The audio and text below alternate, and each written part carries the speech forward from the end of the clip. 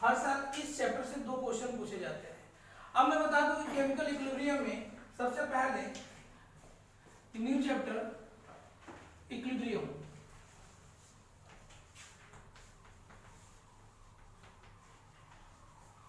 Equilibrium देखिए, जब भी हम लोग बात करते हैं किसी रिएक्शन के डिफरेंट एस्पेक्ट के बारे में, तो होता क्या है कि डिफरेंट चैप्टर में डिफरेंट एस्पेक्ट के बारे में हम लोग स्टडी करते हैं। जैसे इसके पहले वाला जो चैप्टर हम लोग स्टडी किए हैं, that is what chemical, that is thermodynamics. Thermodynamics में हम लोग किसी रिएक्शन की स्पॉन्टेनिटी के बारे में, उसकी फिजिबिलिटी के बारे में और उस रिएक्शन में होने वाले एक्सचेंज ऑफ एनर्जी के बारे में स्टडी करते थे, है ना। What amount of energy is release और absorb during the process, if the reaction is feasible और नॉट, स्पॉन्टेनियस और नॉट, इन सारी बातों के बारे में हम लोग स्टडी करते थे इसके पहले वाले चैप्टर में। इसी तरीके से आप जो है वो क्लास 12th में जाओगे तो आप लोग को एक चैप्टर मिलेगा जिसे हम लोग कहते हैं केमिकल काइनेटिक्स। केमिकल काइनेटिक्स में आप लोग रिएक्शन की स्पीड के बारे में स्टडी करोगे, वहां पे रिएक्शन के रेट के बारे में स्टडी करेंगे एंड ये भी स्टडी करेंगे कौन कौन से फैक्टर जो होंगे वो रिएक्शन के रेट को अफेक्ट करते हैं। ठीक है, समझ में आ रहा है। डिफरेंट चैप्टर में आप लोग रिएक्शन के डिफरेंट एस्पेक्ट के बारे में पढ़ते जा रहे हो। अभी हम लोग इस चैप्टर में जो पढ़ने वाले हैं वो रिएक्शन के डायरेक्शन के बारे में स्टडी करने वाले हैं। ठीक है, रिएक्शन किस डायरेक्शन में हो रहा है। अगर रिएक्शन में रिएक्टेंट से प्रोडक्ट बनता है तो हम लोग कहते हैं कि ये रिएक्शन फॉरवर्ड डायरेक्शन में हो रहा है, और अगर प्रोडक्ट से रिएक्टेंट बनना शुरू हो जाए तो हम लोग कहेंगे कि रिएक्शन बैकवर्ड डायरेक्शन में हो गया। ठीक है, और ऐसा रिएक्शन जिसमें रिएक्टेंट से प्रोडक्ट बने और प्रोडक्ट से रिएक्टेंट बनता हो तो ऐसे रिएक्शन को हम लोग कहते हैं रिवर्सिबल रिएक्शन, एंड जिसमें सिर्फ और सिर्फ रिएक्टेंट बनता हो उसे कहते हैं हम लोग इररिवर्सिबल रिएक्शन। ठीक है, तो इक्विलिब्रियम में सबसे पहले हम आप लोग बताएंगे कि on the basis of direction there are 2 type of reaction. Okay, on the basis of direction, on the basis of direction of reaction there are 2 type of reaction। Reaction के 2 टाइप होते हैं। ओके, पहली बात reversible reaction and दूसरा irreversible reaction. 1 bye 1 दोनों को देखते हैं। Very first one is irreversible reaction.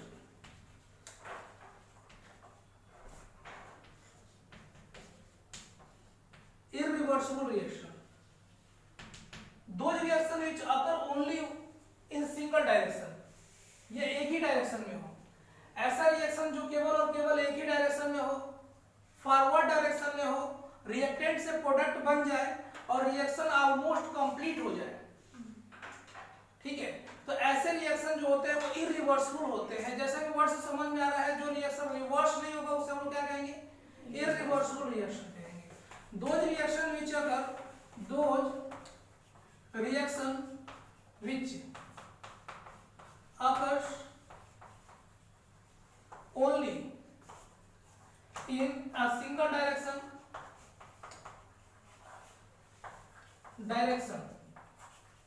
single direction means what? Single direction means forward direction,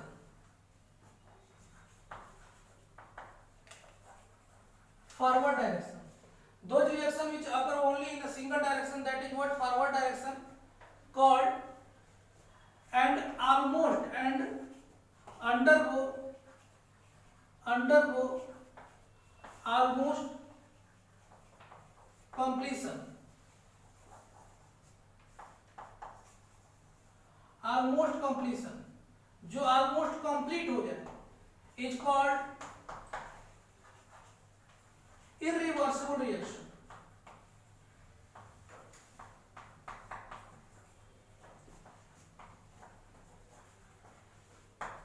irreversible what reaction?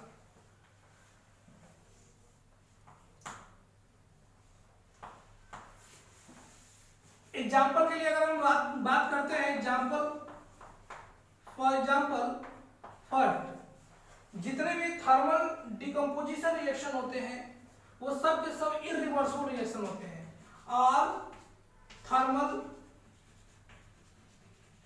Decomposition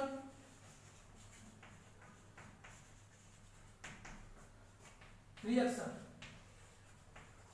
all thermal decomposition reaction. Thermal decomposition reaction जैसे कि example के लिए KClO3 ले लीजिए, है ना।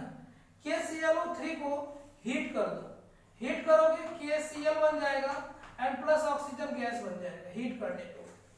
इसको हीट करने के लिए कैटलिस्ट का यूज करते हैं, वो होता है MnO2।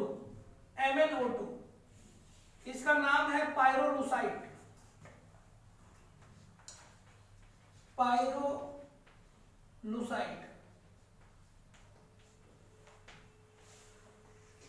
मेटलर्जिकल नेम है, खैर इससे अभी मतलब नहीं है आप लोग को, ये मेटलर्जी में आप लोग देखेंगे। इसको भी बैलेंस करना होगा तो 2 से मल्टीप्लाई कर दो, ये 2 से मल्टीप्लाई कर दो और यहाँ पे 3 से मल्टीप्लाई कर दीजिए। ये रिएक्शन जो है वो थर्मल डिकम्पोजिशन रिएक्शन है। थर्मली इसको डिकम्पोज किया जा रहा है। ये पहले सॉलिड स्टेट में था, ये भी सॉलिड स्टेट में है और ये गैसेस स्टेट में है। ये रिएक्शन जो है वो क्या है, इरिवर्सिबल रिएक्शन है। ये कंप्लीट हो जाता है एंड कंप्लीट होने के बाद से ऐसा नहीं है कि रिएक्शन जो है बैकवर्ड डायरेक्शन में जाता है। यूजुअली ऐसे रिएक्शन को हम लोग इस फुल एरो से डिनोट करते हैं, इस तरीके से डिनोट करते हैं। सेकेंड टाइप ऑफ रिएक्शन देखोगे तो न्यूट्रलाइजेशन रिएक्शन।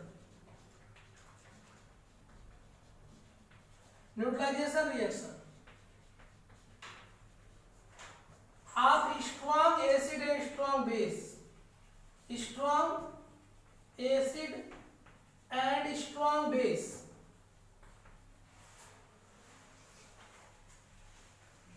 अगर हमारे पास कोई रिएक्शन ऐसा है जो क्या हो, स्ट्रॉन्ग एसिड और स्ट्रॉन्ग बेस से मिलकर बना हो, किससे मिलकर बना हो, स्ट्रॉन्ग एसिड और स्ट्रॉन्ग बेस से मिलकर कोई रिएक्शन ऐसा हो जिसमें हम लोग न्यूट्रलाइजेशन रिएक्शन कर रहे हैं और उसमें स्ट्रॉन्ग एसिड ले लिया और स्ट्रॉन्ग बेस ले लिया, तो ऐसे में ये रिएक्शन भी इरिवर्सिबल रिएक्शन होगा, सिर्फ और सिर्फ फॉरवर्ड डायरेक्शन में जाएगा। जैसे कि कोई एग्जांपल आप लोग देख लो, NaOH है और इसमें मैंने जो है वो HCl डाल दिया। एसिड जो है वो क्या है, स्ट्रॉन्ग है। मैंने आप लोग पहचानना सिखा दिया था ना, स्ट्रॉन्ग एसिड पहचानोगे कैसे, स्ट्रॉन्ग बेस कैसे पहचानोगे, बोलो तनुश्री। हाँ सर। इसके बाद से ये रिएक्शन अगर होगा तो क्या बन जाएगा, NaCl प्लस वाटर। बहुत सारे रिएक्शन मैं बता दूंगा, लेकिन आप लोग ये जानो कि जो है कुछ रिएक्शन ऐसे होंगे जो जैसे जो है सीधे वो किस डायरेक्शन में होंगे, फॉरवर्ड डायरेक्शन में होंगे, और ऐसे रिएक्शन को हम लोग क्या कहेंगे, इरिवर्सिबल रिएक्शन कहेंगे। कुछ एग्जांपल और भी देखते हैं।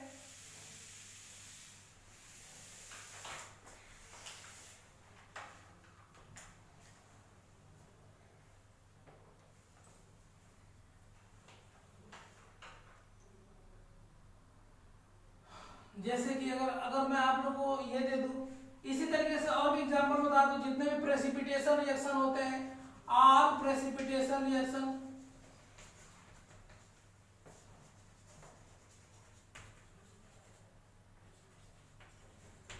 जितने प्रेसिपिटेशन वाले होते हैं, जैसे कि सपोज करो कि मैंने जो है वो यहाँ पे ले लिया पोटेशियम क्लोराइड और इसका रिएक्शन मैंने सिल्वर नाइट्रेट से करा दिया।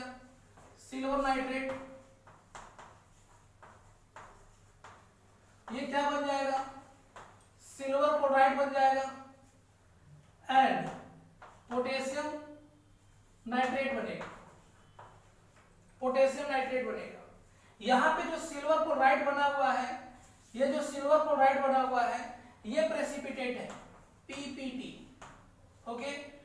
और एक बार जब PPT बन जाएगा तो अपने आप जो है वो ये डिजॉल्व नहीं होगा, तो हम लोग कहेंगे कि ये जो है रिएक्शन इरिवर्सिबल रिएक्शन है। थर्ड, फोर्थ एग्जांपल देख लीजिए। फोर्थ एग्जांपल में अगर हम लोग बात करते हैं तो रस्टिंग।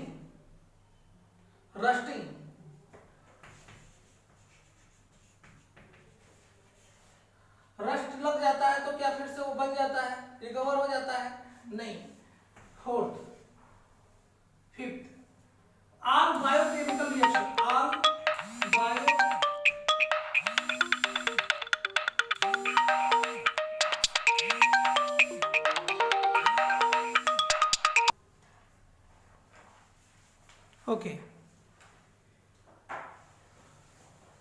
ऑल बायोकेमिकल रिएक्शन,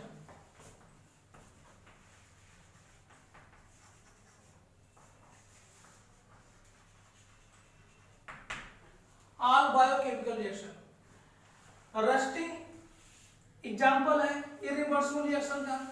जितने भी बायोकेमिकल रिएक्शन है वो सब के सब, जैसे कि अगर मान लो कि बॉईल कर दिया जाए, एक को बॉईल कर दिया जाए, फिर एक बन जाएगा क्या है? हम जो खाना खाते हैं वो डाइजेस्ट हो जाता है, ये भी किसका रिएक्शन है? बायोकेमिकल रिएक्शन है। फिर से खाना बन जाएगा वो? नहीं नहीं ना। तो जितने बायोकेमिकल रिएक्शन होते हैं ये सब के सब क्या है? इरिवर्सिबल रिएक्शन है। इसके बाद से बात करते हैं हम लोग रिवर्सिबल रिएक्शन का। नो डाउट अगर कोई रिएक्शन अगर है और वो केवल और केवल फॉरवर्ड डायरेक्शन में हो रही है, इट मींस हम ये कह सकते हैं कि वो रिएक्शन में रिएक्टेंट सबसे कम स्टेबल होगा, प्रोडक्ट बहुत ज्यादा स्टेबल होगा। प्रोडक्ट की स्टेबिलिटी बहुत ज्यादा होती है, रिएक्टेंट की स्टेबिलिटी क्या होती है? बहुत ही कम होती है। समझ में आ रहा है? ओके, एक और रिएक्शन लिखो,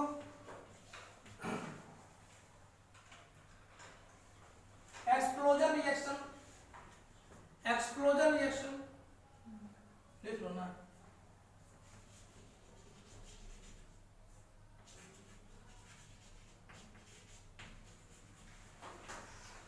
बर्निंग ऑफ पेट्रोल, पेट्रोल को जला दो, एक बार आग लगा के छोड़ दो, इंस्टेंटेनियसली और वेरी फास्ट रिएक्शन हो जाएगा।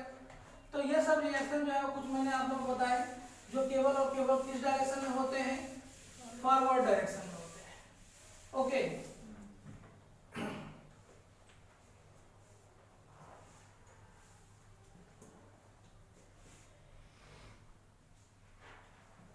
इसके बाद से जो मैं रिएक्शन बताने जा रहा हूं वो रिएक्शन होगा reversible reaction.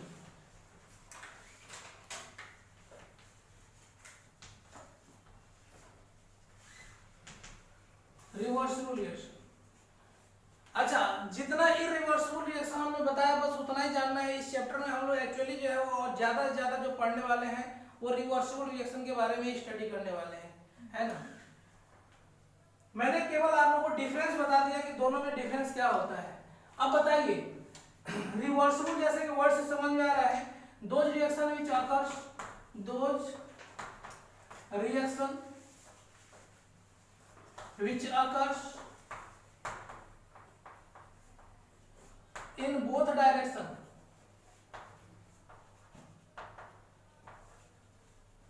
forward as well as what? Backward direction। जो रिएक्शन दोनों ही डायरेक्शन में हो, फॉरवर्ड डायरेक्शन में भी हो और बैकवर्ड डायरेक्शन में भी हो, ऐसे रिएक्शन जो होते हैं वो क्या होते हैं? हाँ, दो reaction which occur in both direction, forward as well as backward simultaneously.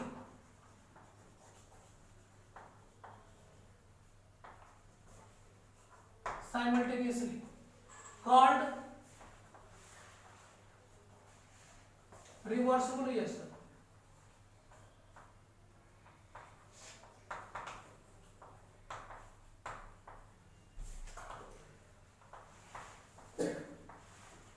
उससे हम लोग रिवर्सिबल रिएक्शन के नाम से जानेंगे। अब जैसे कि एग्जांपल के लिए मैं आप लोग को बता दूं, पहला एग्जांपल है all thermal dissociation.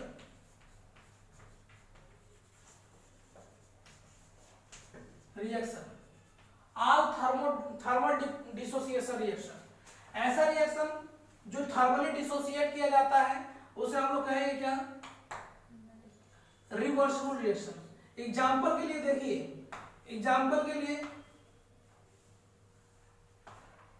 Hydrogen iodide है, इसको अगर आप हीट करोगे तो ये हाइड्रोजन गैस में कन्वर्ट होगा और आयोडीन भी बनाएगा, ठीक है। लेकिन ये फर्दर जो होता है हाइड्रोजन आयोडीन मिलके हाइड्रोजन आयोडाइड भी बनाने लगते हैं। तो यूजुअली हम लोग ऐसे रिएक्शन को इस एरो से डिनोट करते हैं क्या? यहाँ पे फॉरवर्ड डायरेक्शन ये इंडिकेट कर रहा है और इधर से रिएक्शन अगर पीछे की तरफ जा रही है तो ये बैकवर्ड डायरेक्शन को इंडिकेट कर रहा है। ओके, ये फॉरवर्ड डायरेक्शन को इंडिकेट किया, ये बैकवर्ड डायरेक्शन को इंडिकेट किया। देखो एक मैंने बताया thermal decomposition and thermal dissociation. जो थर्मली डिकम्पोज हो जाए वो कंपोज नहीं होता है, लेकिन थर्मल मतलब हीट देके जो डिसोसिएट हो जाए वो एसोसिएट हो सकता है। ठीक है ना, टूटा हुआ जुट जाता है। ठीक है, चाहे दिल हो या बॉन्ड। ठीक, लेकिन डिकम्पोज अगर हो जाए ना तो फिर नहीं जुटेगा, है ना। तो दिल टूट जाता है तो शराब पीने लगते हैं, लंग्स गुर्दा किडनी सब फेल करवा लेते हैं, डिकम्पोज करवा देते हैं ना, है ना। तो दिल टूट गया तो डिकम्पोज डिसोसिएट हुआ है ना, डिकम्पोज क्या करवा रहे हो, डिकम्पोज करवा लेते हैं। लो पी लो, डिकम्पोज करवा लो, फिर तो खत्म, बॉडी खत्म हो जाता है ना। सुने हो ऐसे लोगों को, बहुत लोग ऐसे मिलते हैं दुनिया में। तो टूटे तो टूटे, डिसोसिएट हो तो हो, लेकिन डिकम्पोज ना हो, है ना। इधर और देखो, और भी बहुत सारे एग्जांपल मैं बता दूं यहाँ पे, और भी बता दूं, जैसे PCl5 है, PCl5 को और इसको हीट करो, क्या हो जाए, PCl3 बना लेगा और फिर से बना लेगा Cl2। बोलो समझ में आ रहा है, निदान बोलो। हाँ, इसके अलावा मैं और भी आप लोगों को एग्जांपल बता दूं, जैसे कि न्यूट्रलाइजेशन रिएक्शन। न्यूट्रलाइजेशन रिएक्शन आप कहोगे सर अभी तो न्यूट्रलाइजेशन रिएक्शन बता चुके हैं आप, तो मैंने आप लोगों को जो न्यूट्रलाइजेशन रिएक्शन बताया था वो स्ट्रॉन्ग एसिड और स्ट्रॉन्ग बेस वाला बताया था। अभी हम ये कह रहे हैं कि अगर उसमें से कोई भी एक बेस या एसिड या दोनों के दोनों वीक हो जाए तो रिएक्शन होगा वो दोनों ही डायरेक्शन में होगा। ठीक है, neutralisation reaction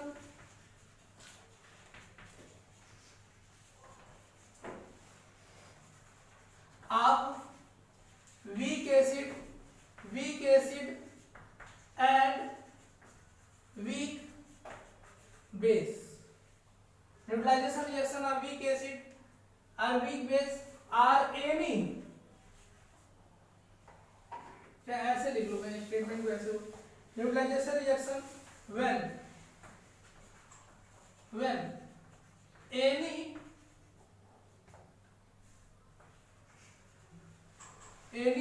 one of the acid or base, कोई भी एसिड या base, or both is or, समझना, दिखाई दे रहा है। ठीक है, आगे भी लिख दूं, कोई बात नहीं। आर बोथ इज, आर का मतलब समझ में आया, अगर एक रहेगा, एक वीक रहेगा तो इज लगा देना, दोनों के दोनों रहे तो क्या लगा देना, आर लगा देना। एसिड और base or both are week.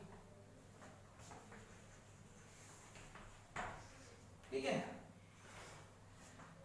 जैसे कि एग्जांपल के लिए मैं बता दूं आप लोगों को, FeOH का, ये FeOH का ट्राइस है। ठीक है, मैंने आप लोगों को बताया था फर्स्ट ग्रुप का एलिमेंट हो या सेकंड ग्रुप का एलिमेंट हो, उसके साथ अगर हाइड्रोक्सिल लगा है तो क्या समझ जाओगे, स्ट्रॉन्ग बेस।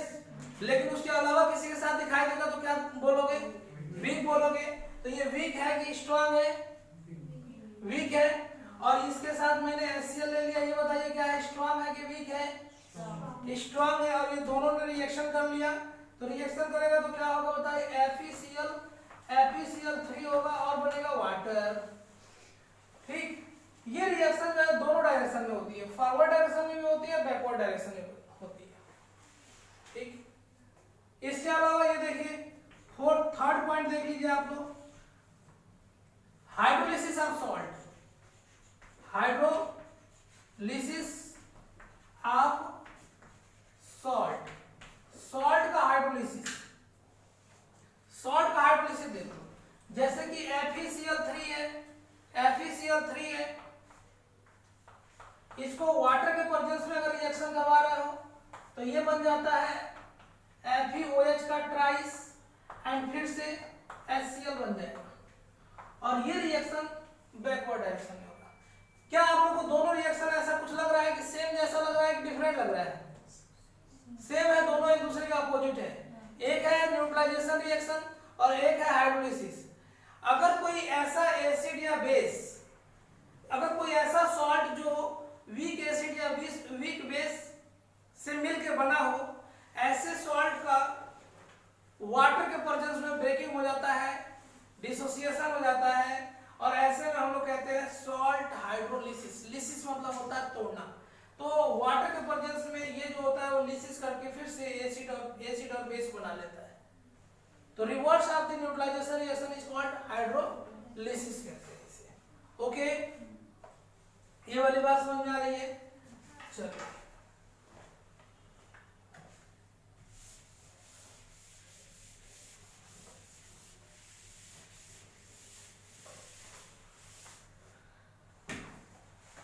हाइड्रोलिसिस के अलावा मैं आप लोग को और भी बता दूं, हार्ड के बाद से फोर्थ फिफ्थ एक और रिएक्शन होता है जिसे हम लोग कहते हैं एस्टेरिफिकेशन रिएक्शन।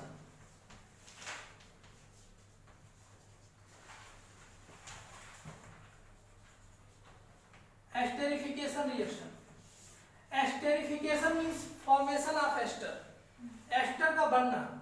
जैसे कि मान लो कि हमारे पास जो है वो ऐसे है, कोई एस्टर है, एसिटिक एसिड है CH3COOH है, ये एसिटिक एसिड है और इसका मैंने जो है वो CH3OH से रिएक्शन करवा दिया, इससे रिएक्शन करवा दिया। ये है मेथाइल अल्कोहल और ये है एसिटिक एसिड। इसके साथ रिएक्शन करवाऊंगा तो ये बन जाएगा CH3C_O एंड यहाँ पे OCH3, ये बन जाएगा और फिर से बन जाएगा क्या? वाटर। और ये वाटर फिर इस एस्टर को ब्रेक कर देता है और ब्रेक करने के बाद से फिर रिएक्शन बैकवर्ड डायरेक्शन में ऐसे चली जाती है। तो इस रिएक्शन को हम लोग कहते हैं एस्टेरिफिकेशन रिएक्शन, क्योंकि यहाँ पे एस्टर का फॉर्मेशन हुआ है। किसका फॉर्मेशन हुआ है? एस्टर का फॉर्मेशन हुआ है। ये है एसिटिक एसिड और ये है मेथाइल अल्कोहल और ये है मेथाइल अल्कोहल। ठीक है, डाउट? और इसी रिएक्शन के रिवर्स कर दिया जाए तो हम इसे कहेंगे हाइड्रोलिसिस ऑफ एस्टर। क्या? हाइड्रोलिसिस ऑफ एस्टर, एस्टर का हाइड्रोलिसिस। सुनो, इसको वाटर के प्रेजेंस में break, hydro means water, lysis करना है किसका? एस्टर का, तो हम कहेंगे हाइड्रोलिसिस ऑफ एस्टर। और ये इधर से इधर भी तो जा रहा है, तो हम इसी रिएक्शन को अगर ऐसे लिख दें CH3C_O और O और CH3, इसको वाटर के प्रेजेंस में रख दिया तो ये हो जाएगा क्या? CH3C_O OH plus CH3OH, further methyl alcohol और एसिटिक एसिड बन गया। ठीक है, तो आप लोग देख रहे हो कि यही रिएक्शन है, लेकिन इन्हीं का हम लोग जो है क्या कर दिए हैं? रिवर्स कर दिए हैं। ये लिपिड स्टेट में होता है, ये भी लिपिड स्टेट में होगा, ये भी लिपिड स्टेट में होगा, ये भी लिपिड स्टेट में होगा। ठीक,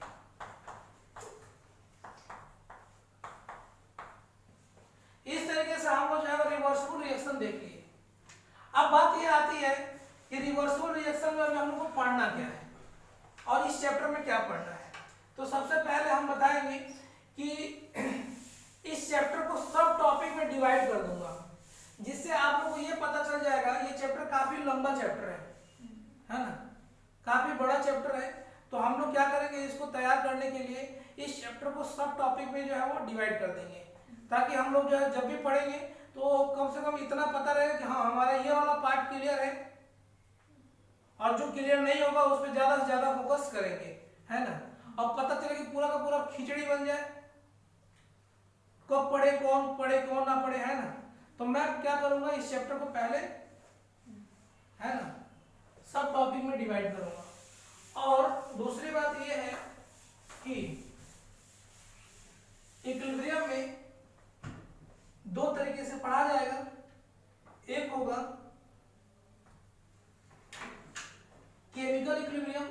एंड दूसरा होगा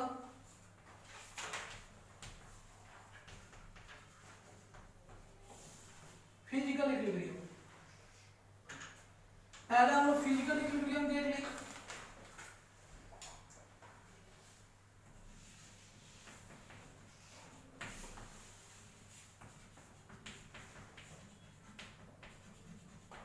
फिजिकल इक्विलिब्रियम एंड इधर की तरफ रहेगा केमिकल इक्विलिब्रियम।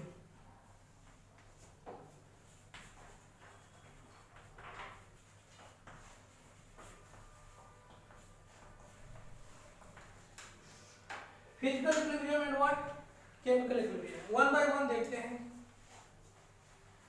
फिजिकल इक्विलिब्रियम में क्या होगा कि सब्सटेंस जो होंगे वो उनका फिजिकल स्टेट में केवल चेंजिंग होगी, केवल फिजिकल स्टेट में चेंजिंग होगी, उसके केमिकल स्टेट में कोई चेंजिंग नहीं होगी।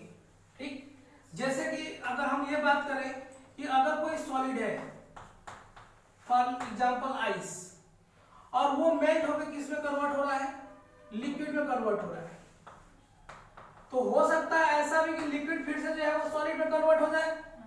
तो कोई सॉलिड आइस है, आइस वाटर में कन्वर्ट हो रहा है, वाटर आइस में कन्वर्ट हो रहा है, और एक ऐसा कंडीशन जिसमें दोनों तरफ जो है हो सकता है रिएक्शन, तो conversion of the solid ice into water and water into ice, it is what equilibrium, reversible process, reversible reaction. अब देखिए यहाँ पे सॉलिड लिक्विड में गया, लिक्विड अगर सॉलिड में गया, तो अगर सॉलिड लिक्विड में जा रहा है तो हम लोग इसको क्या कहते हैं, इस प्रोसेस को क्या कहते हैं, सॉलिड का लिक्विड में कन्वर्ट होना, फ्यूजन कहेंगे। अब अगर दोनों इक्विलिब्रियम में है, दोनों किस स्टेट में है, इक्विलिब्रियम में है, तो हम लोग कहेंगे कि जिस रेट से सॉलिड लिक्विड में कन्वर्ट हो रहा है उसी रेट से लिक्विड जो है वो सॉलिड में कन्वर्ट होगा। ओके, तो ये होगा रेट ऑफ फ्यूजन, फ्यूजन कहो या मेल्टिंग कहो, ठीक, rate of fusion is equal to, liquid अगर सॉलिड में कन्वर्ट हो रहा है तो उसे क्या कहते हैं, रेट ऑफ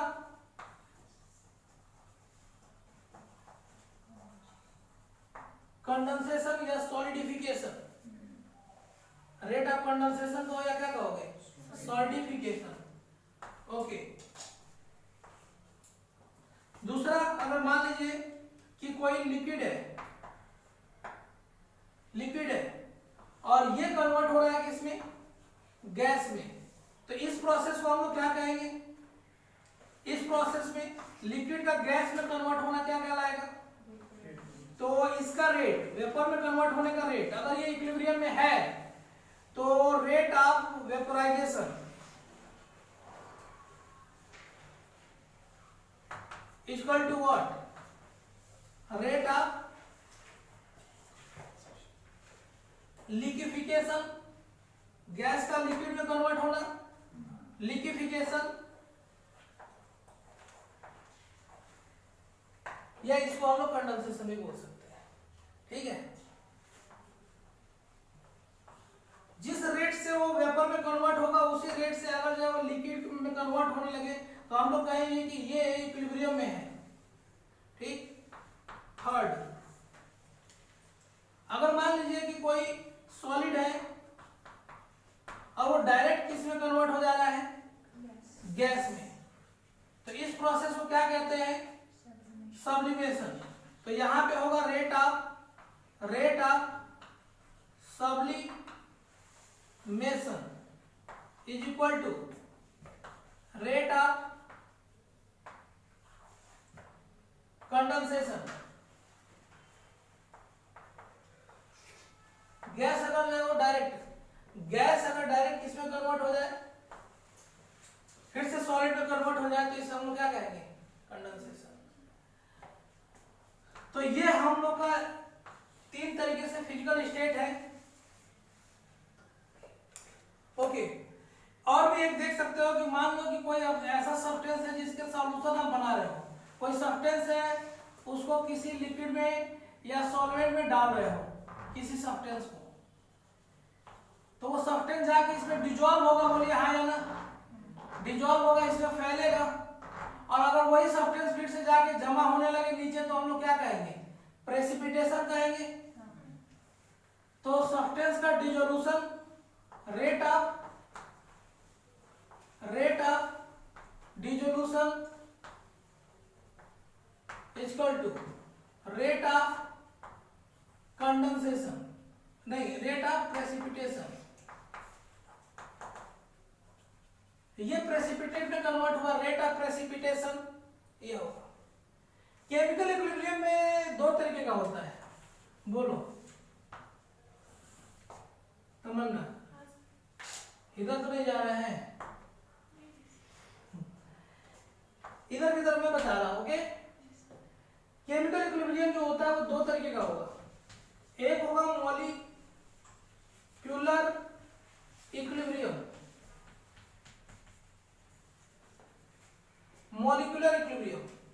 एंड दूसरा जो होगा वो आयनिक इक्विलिब्रियम।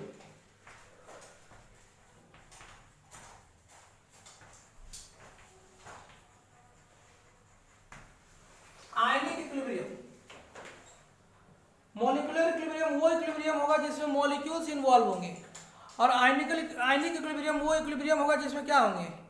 आयंस इन्वॉल्व होंगे। ठीक है, चलिए मैं आप लोगों को बता दूं, एक्चुअली और मेनली एंड मोस्टली, ठीक है, यही से क्वेश्चन, जो दो क्वेश्चन मैं बोला हूं ना, वो दोनों के दोनों क्वेश्चन यही से आते हैं। ठीक है, और इसको दो पार्ट में अगर मैं डिवाइड कर दिया तो समझ लो एक क्वेश्चन यहां से ज्यादा बनने के चांसेस होते हैं, मोस्टली ज्यादा चांसेस यहां से होते हैं, और एक क्वेश्चन यहां से बनता है। ठीक, ओके, तो इधर वाला टेंशन लेने की जरूरत नहीं है, और इसके पहले वाला भी जो पढ़ाया वो ज्यादा टेंशन लेने की जरूरत नहीं है। ये टेंशन लेने की जरूरत है, बोलो समझ में आया? खूब ज्यादा रटने की जरूरत है क्या? है, बोल ही नहीं रहे। अब मॉलिक्यूलर इक्विलिब्रियम में हम लोग क्या क्या पढ़ेंगे? देखिए, पहला होगा इक्विलिब्रियम स्टेट।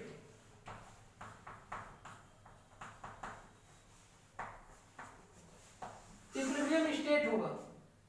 सेकंड पॉइंट जो होगा वह कैरेक्टरिस्टिक्स ऑफ इक्विलिब्रियम स्टेट होगा। आप equilibrium state,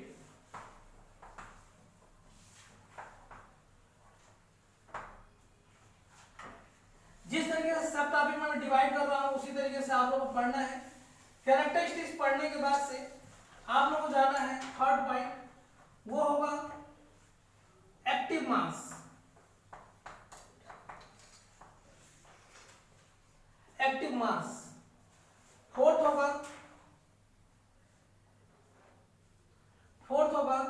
law of active mass. Law of active mass, क्या? Law of active mass. Fifth,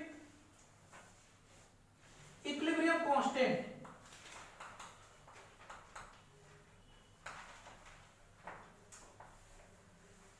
equilibrium constant, इधर की तरफ जगह नहीं बचा तो मैं यहां पे लिख रहा हूं। सिक्स पॉइंट होगा इक्विलिब्रियम कांस्टेंट के बाद से law of chemical equilibrium. Law of chemical equilibrium. Law of chemical equilibrium.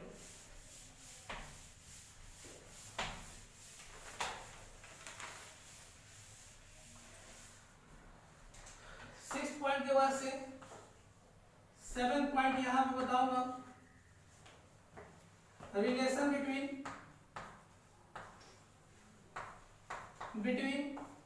KP and KC. KP and KC, KP और केसी में रिलेशन देखेंगे। क्या होता है केपी और क्या होता है केसी, ये सब चीजें धीरे धीरे बताएंगे। हम बता रहे हैं अभी सब टॉपिक में डिवाइड कर रहा हूं। ठीक है, रिलेशन देखने के बाद से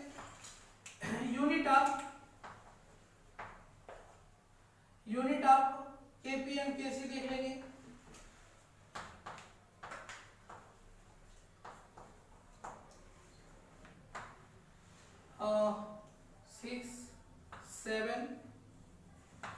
8, 9, ओके। यूनिट देखने के बाद से हम लोग देखेंगे कि इनका इंपॉर्टेंस क्या, importance of application of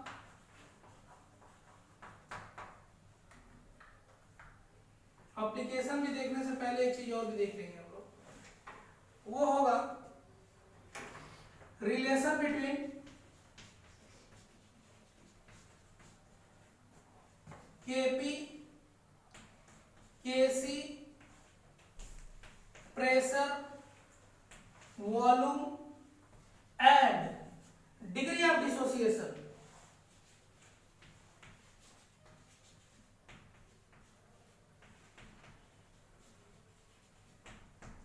degree of dissociation, relation between degree of dissociation, ठीक है।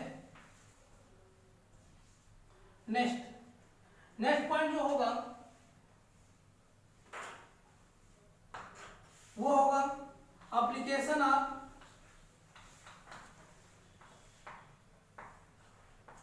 केपी, चाहे ऐसे लिख लो, application of equilibrium constant.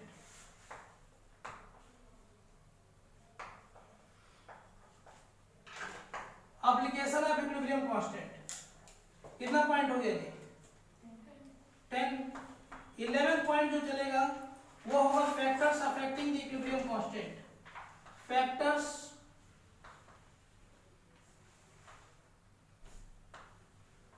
Factors affecting equilibrium constant.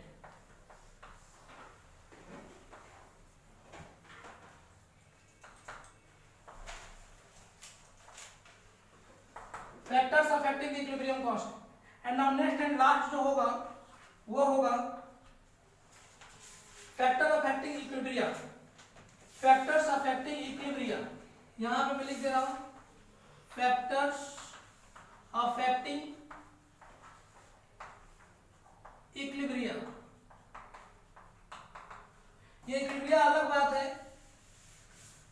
इसी को हम लोग डील करेंगे with the help of Le Chatelier principle. किसके द्वारा? ली चैटेलियर प्रिंसिपल।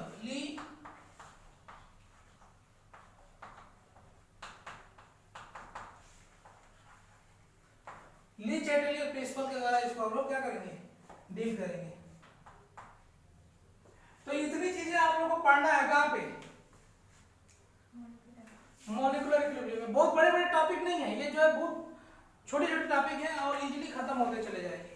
लेकिन मैंने आप लोगों को जो ब्रॉड तरीके से क्लासिफाई कर दिया, इसको जो है कैटेगराइज कर दिया, इसको सब टॉपिक में जो है हम लोग जो है इजीली कैच अप कर पाएंगे इसको, ठीक है।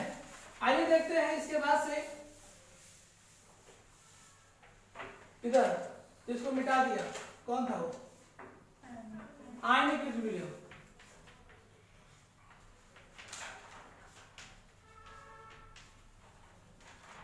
मैं आयनिक इक्विलिब्रियम को भी फट से बता दे रहा हूं आप लोगों को, इसको सब टॉपिक में डिवाइड करके। सबसे पहला जो होगा वो होगा concept of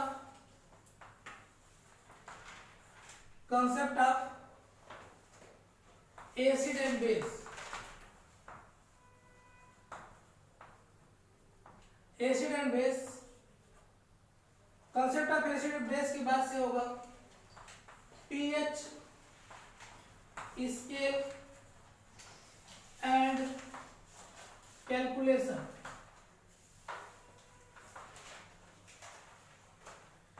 ऑफ पीएच का कैलकुलेशन सीखेंगे हम लोग। यहां पे आप लोग सीखेंगे ionisation constant of water,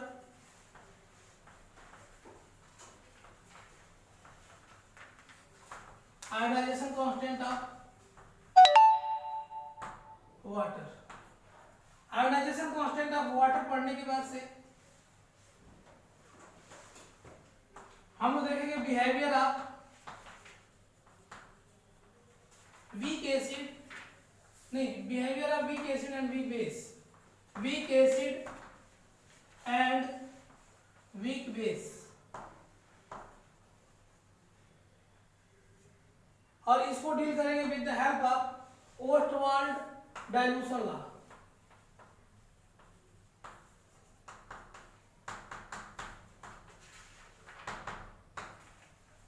what?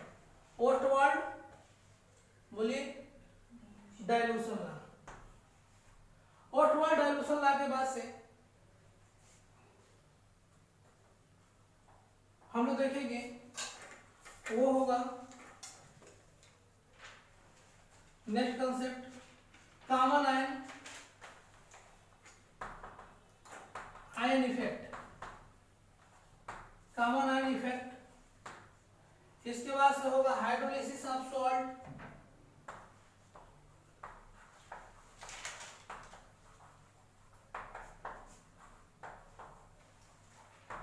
Hydrolysis of salt.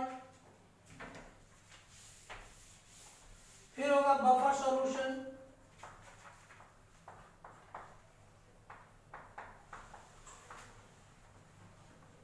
And now next and last होगा solubility and solubility product.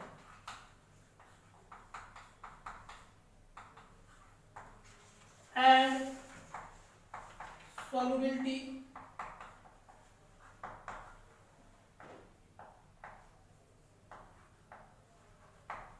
Solubility and solubility product. इतनी सारी बातें हम लोग को जो है वो इस चैप्टर में डील करना है। ओके, इधर की तरफ मैंने बहुत सारा कम ही बताया ना, इधर ज्यादा नहीं बताया ना। मैं पता है आप लोगों को इधर ही वाला बड़ा है, इधर वाला बड़े बड़े थोड़ा सा कॉन्सेप्ट है। खैर कोई बात नहीं, क्योंकि उधर की तरफ ज्यादा कॉन्सेप्ट है तो ज्यादा टाइम उधर ही लगेगा। आइए हम लोग देखते हैं वन बाय वन। सबसे पहले मॉलिक्यूलर इक्विलिब्रियम देखेंगे एंड फिर से उसके बाद से कौन सा देखेंगे? Ionic equilibrium. ठीक, ओके। तो मैं फिर से एक बार बता दे रहा हूँ, रिवर्सिबल रिएक्शन दो तरीके से कैटेगराइज करेंगे। एक होगा होमोजेनियस रिवर्सिबल रिएक्शन एंड एक होगा heterogeneous reversible reaction. Homogeneous reversible reaction क्या होता है? ऐसा रिएक्शन जिसमें रिएक्टेंट और प्रोडक्ट दोनों सेम फेज में हो तो उसे हम लोग कहेंगे क्या? Homogeneous reversible reaction. और ऐसा रिएक्शन जिसमें रिएक्टेंट्स एंड प्रोडक्ट्स क्या हो? डिफरेंट फेज में हो तो उसे हम लोग क्या कहेंगे? हेटेरोजेनियस रिवर्सिबल रिएक्शन कहेंगे। ओके, कोई दिक्कत? चलिए, इसके बाद से हम लोग एग्जाम्पल के लिए बात कर रहे थे। जैसे कि एक एग्जाम्पल मैंने आप लोग बताया था कि ये हाइड्रोजन आयोडाइड है, हाइड्रोजन आयोडाइड जो कि गैसेस स्टेट में रहता है। और ये हाइड्रोजन आयोडाइड अगर ब्रेक होगा तो किसमें कन्वर्ट होगा जरा बताइए तो? हाइड्रोजन और किसमें? आयोडीन में। ठीक है ना? हाइड्रोजन गैस में और किसमें? आयोडीन में। तो यहाँ पे रिएक्टेंट देखो एंड प्रोडक्ट देखो, सारे के सारे सेम फेज में है। इस रिएक्शन को हम लोग क्या कहेंगे? होमोजेनियस रिएक्शन कहेंगे, चाहे होमोजेनियस रिवर्सिबल रिएक्शन कहेंगे। और एक देख लो, जैसे कि अगर हम बात करते हैं कि नाइट्रोजन है हमारे पास हाइड्रोजन गैस है और ये बन जाएगा क्या? 2 × NH3, 2NH3। ये क्या हो जाएगा जरा बताइए तो? सारे के सारे रिएक्टेंट और प्रोडक्ट सेम है तो इसे हम लोग होमोजेनियस रिवर्सिबल रिएक्शन के नाम से जानेंगे। इसके अलावा मैं आप लोगों को ये वाला जो रिएक्शन बताया था एस्टेरिफिकेशन रिएक्शन, जिसमें क्या बन जा रहा था? एस्टर बन जा रहा था, बोलो हाँ या ना? तो ये है CH3 और यहाँ पे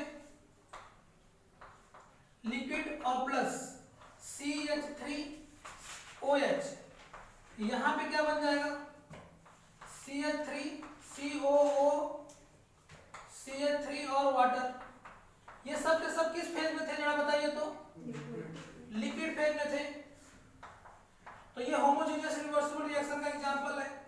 इधर की तरफ देख लो, मैं जैसे ये बता दे रहा हूं, CaCO3 कैल्शियम कार्बोनेट है, किस स्टेट में पाया जाता है? सॉलिड स्टेट में। हीट करोगे तो क्या होगा? CH3 CaCO what? CaO and plus what? Carbon dioxide, carbon dioxide किस स्टेट में है जरा बताइए तो? हाँ, ये solid gas different different phase में है, तो हम लोग कहेंगे कि ये कौन सा रिएक्शन है। इसके अलावा आप लोग देखो FeCl3 है, FeCl3 है, और यहाँ पे मैंने वाटर से रिएक्शन करा दिया जो कि लिक्विड स्टेट में है, ये बन गया क्या FeOH का ट्राइस। क्यों, ये एक्वस फॉर्म में है, और यहाँ पे जो है वो आपका बन जाएगा HCl, ये भी एक्वस फॉर्म में डिफरेंट डिफरेंट फेज में है, हम लोग क्या कहेंगे हेट्रोजीनियस है। अच्छा एक बात मुझे बताओ आप लोग, जो होमोजीनियस है उसमें एक रिएक्टेंट लिक्विड लिक्विड हो सकता है, सारे के सारे लिक्विड स्टेट में हो सकते हैं, और या तो सारे के सारे किस स्टेट में हो सकते हैं गैस स्टेट में। क्या ऐसा भी हो सकता है कि सब के सब सॉलिड स्टेट में हो? सोच के देखो, अरे भाई सॉलिड सॉलिड कैसे रिएक्शन कर पाएंगे? दो सॉलिड आपस में एक साथ रख दोगे तो रिएक्शन हो पाएगा क्या? नहीं हो पाएगा ना, सारे के सारे सॉलिड हो गए तो रिएक्शन ही नहीं हो पाएगा। रिएक्शन करवाने के लिए कोलिजन का होना जरूरी है, और कोलिजन होने के लिए डिसॉल्व करना पड़ेगा, मीडियम प्रोवाइड करना पड़ेगा, एक साथ उन्हें टकराना पड़ेगा, तब रिएक्शन होगा। ठीक है, तो सॉलिड सॉलिड फेज में नहीं होता है, किस फेज में होता है? लिक्विड लिक्विड या गैसेस गैसेस फेज में। बोलो, अगर हेट्रोजीनियस की बात करते हैं तो ये क्या हो सकता है? सॉलिड लिक्विड हो सकता है, सॉलिड गैस हो सकता है, ये वाला, या तो चलिए हम बताएंगे लिक्विड गैस हो सकता है क्या यह क्या हो सकता है, जो बताइए तो। इक्विलिब्रियम स्टेट जैसे स्टार्ट किया था, सॉलिड लिक्विड और ये भी बता दिया था गैस तीनों स्टेट में हो सकता है। तो हेट्रोजीनियस रिएक्शन जो होते हैं वो कितने टाइप के हो सकते हैं, कैसे क्लासिफाई किया जाएगा, और क्लासिफाई करने के बाद उसको सब टॉपिक में डिवाइड कर दिया था। और होमोजीनियस जो होते हैं दो तरीके के रिवर्स इक्विलिब्रियम स्टेट क्या होता है? बोलिए, कोई डाउट? Equilibrium state. अब हम लोग जो है वो इसके आगे स्टार्ट करने वाले हैं क्या next topic, and that is equilibrium state. का मतलब क्या होता है? स्टेट का मतलब यूपी बिहार असम, हाँ यही होता है स्टेट का मतलब। यूपी बिहार आसाम से मतलब नहीं है स्टेट का मतलब एक टाइम पीरियड होता है, एक समय होता है किसी भी चीज का, है ना। जैसे कोई भी अगर जो है रिएक्शन हो रही है तो उसका एक टाइम पीरियड है ना। या हम लोग कहते हैं जो है वो एक इंसान जो है वो धीरे धीरे पहले बच्चा है, फिर जो है वो थोड़ा जवान हुआ, फिर जो है वो बूढ़ा हो गया, तो बुढ़ापे का स्टेट है ना। फिर जो है वो जवानी का स्टेट अलग है, बचपने का स्टेट क्या है अलग है ना। स्टेट का मतलब कि वो टाइम पीरियड, जिस टाइम पीरियड पे वो अलग अलग जो है वो पोजीशन अलग अलग तरीके से जो है वो प्रॉपर्टी शो करने वाला है ना। जब आप बचपना थी तो आप कैसे प्रॉपर्टी शो करते थे? कुछ डिफरेंट टाइप के। अभी थोड़े से बड़े हो गए तो अलग, और बड़े हो जाओगे तो उसका अलग आपका जो है नेचर, आपका तरीका, आपका सब कुछ हो जाएगा। और बूढ़े हो जाओगे तो नो डाउट कुछ अलग हो जाएगा, है ना। मुंह ऐसे हो जाएगा, ऐसे वाला तो इक्विलिब्रियम स्टेट की अगर बात करते हैं तो किसी रिएक्शन का वो स्टेट जिस स्टेट पे वो जो है वो इक्विलिब्रियम को अचीव कर लेता है। अब ये क्या होता है इक्विलिब्रियम, उसको समझ लीजिए, और किस टाइम पे वो अचीव करता है वो भी समझ लीजिए। और इस इक्विलिब्रियम स्टेट को हम लोग दो तरीके से जो है वो डिफाइन करेंगे। एक होगा in term of concentration, in term of what, terms of concentration. Concentration के टर्म में पहले मैं बताऊंगा आप लोगों को, किसके टर्म में? कंसंट्रेशन के टर्म में बताऊंगा। फिर दूसरा जो होगा वह रेट के टर्म में सिखाऊंगा। देखिए, अगर मान लो कि कोई रिएक्शन हो रहा है, हमारे पास एक रिएक्शन वेसल है और रिवर्सिबल रिएक्शन की बात कर रहा हूं। किसकी बात कर रहा हूं? रिवर्सिबल रिएक्शन की बात कर रहा हूं। अगर इस रिएक्शन वेसल में मैंने कोई रिएक्टेंट ऐड किया, अगर रिएक्शन वेसल में मैंने कोई रिएक्टेंट क्या किया, ऐड किया, तो धीरे धीरे ये रिएक्टेंट जो होता है वो प्रोडक्ट में कन्वर्ट होना शुरू कर देता है, ठीक है। लेकिन यही रिएक्टेंट धीरे धीरे जब प्रोडक्ट में कन्वर्ट होता है तो वो प्रोडक्ट फिर से रिएक्टेंट में कन्वर्ट होना शुरू कर देता है। इनिशियली रिएक्टेंट का अमाउंट बहुत ज्यादा है, प्रोडक्ट का अमाउंट बहुत ही कम है, ओके, या न के बराबर है। तो तो हम ये कहेंगे कि रिएक्टेंट बहुत ज्यादा है तो रिएक्टेंट जो है वो ज्यादा अमाउंट में कंज्यूम होगा, लेकिन धीरे धीरे धीरे धीरे वो प्रोडक्ट जैसे बढ़ना शुरू हो जाएगा, जैसे जैसे प्रोडक्ट का अमाउंट बढ़ेगा वैसे वैसे क्या होगा, वैसे वैसे जैसे जैसे प्रोडक्ट का अमाउंट बढ़ेगा धीरे धीरे प्रोडक्ट भी जो है वो रिएक्टेंट में अब कन्वर्ट होना शुरू कर देगा। ये वाली बात समझ में आ रही है। तो अब देखो एक समय ऐसा आएगा रिएक्टेंट का अमाउंट धीरे धीरे कंज्यूम होगा, प्रोडक्ट का अमाउंट धीरे धीरे इंक्रीज करेगा, लेकिन प्रोडक्ट का अमाउंट जब इंक्रीज करेगा तो प्रोडक्ट भी रिएक्टेंट में कन्वर्ट होना शुरू कर देगा। और एक समय आएगा रिएक्शन वेसल में रिएक्टेंट का अमाउंट और प्रोडक्ट का अमाउंट ऑलमोस्ट क्या हो जाएगा, कांस्टेंट हो जाएगा। क्या हो जाएगा, कांस्टेंट हो जाएगा। हम ये नहीं कह रहे कि सेम हो जाएगा, कांस्टेंट हो जाएगा। कांस्टेंट होने का मतलब ये हुआ कि रिएक्टेंट अब प्रोडक्ट में कन्वर्ट होना नहीं चाहेगा और प्रोडक्ट जो है रिएक्टेंट में कन्वर्ट होना नहीं चाहेगा। ये वाली बात समझ में आ रही है। रिएक्शन वेसल में अब रिएक्टेंट का अमाउंट और प्रोडक्ट का अमाउंट जो दोनों के दोनों कांस्टेंट हो जाएंगे। ओके, जैसे कि मान लो कि हम एक रिएक्शन वेसल ऐसे एक रिएक्शन करवा रहे हैं, एक रिएक्शन वेसल में मैंने जो है वो 100 मोल मैंने ले लिया ए, रिएक्शन वेसल में 100 मोल मैंने क्या ले लिया, ए ले लिया, और रिएक्शन करने के बाद से ये जो है वो 70 मोल या 75 मोल ए बच गया, बाकी प्रोडक्ट में कन्वर्ट हो गया होगा, और फिर से जो है वो 25 मोल जो है वो क्या हो गया, प्रोडक्ट में कन्वर्ट हो गया। बताइए हाँ या ना, बोलो।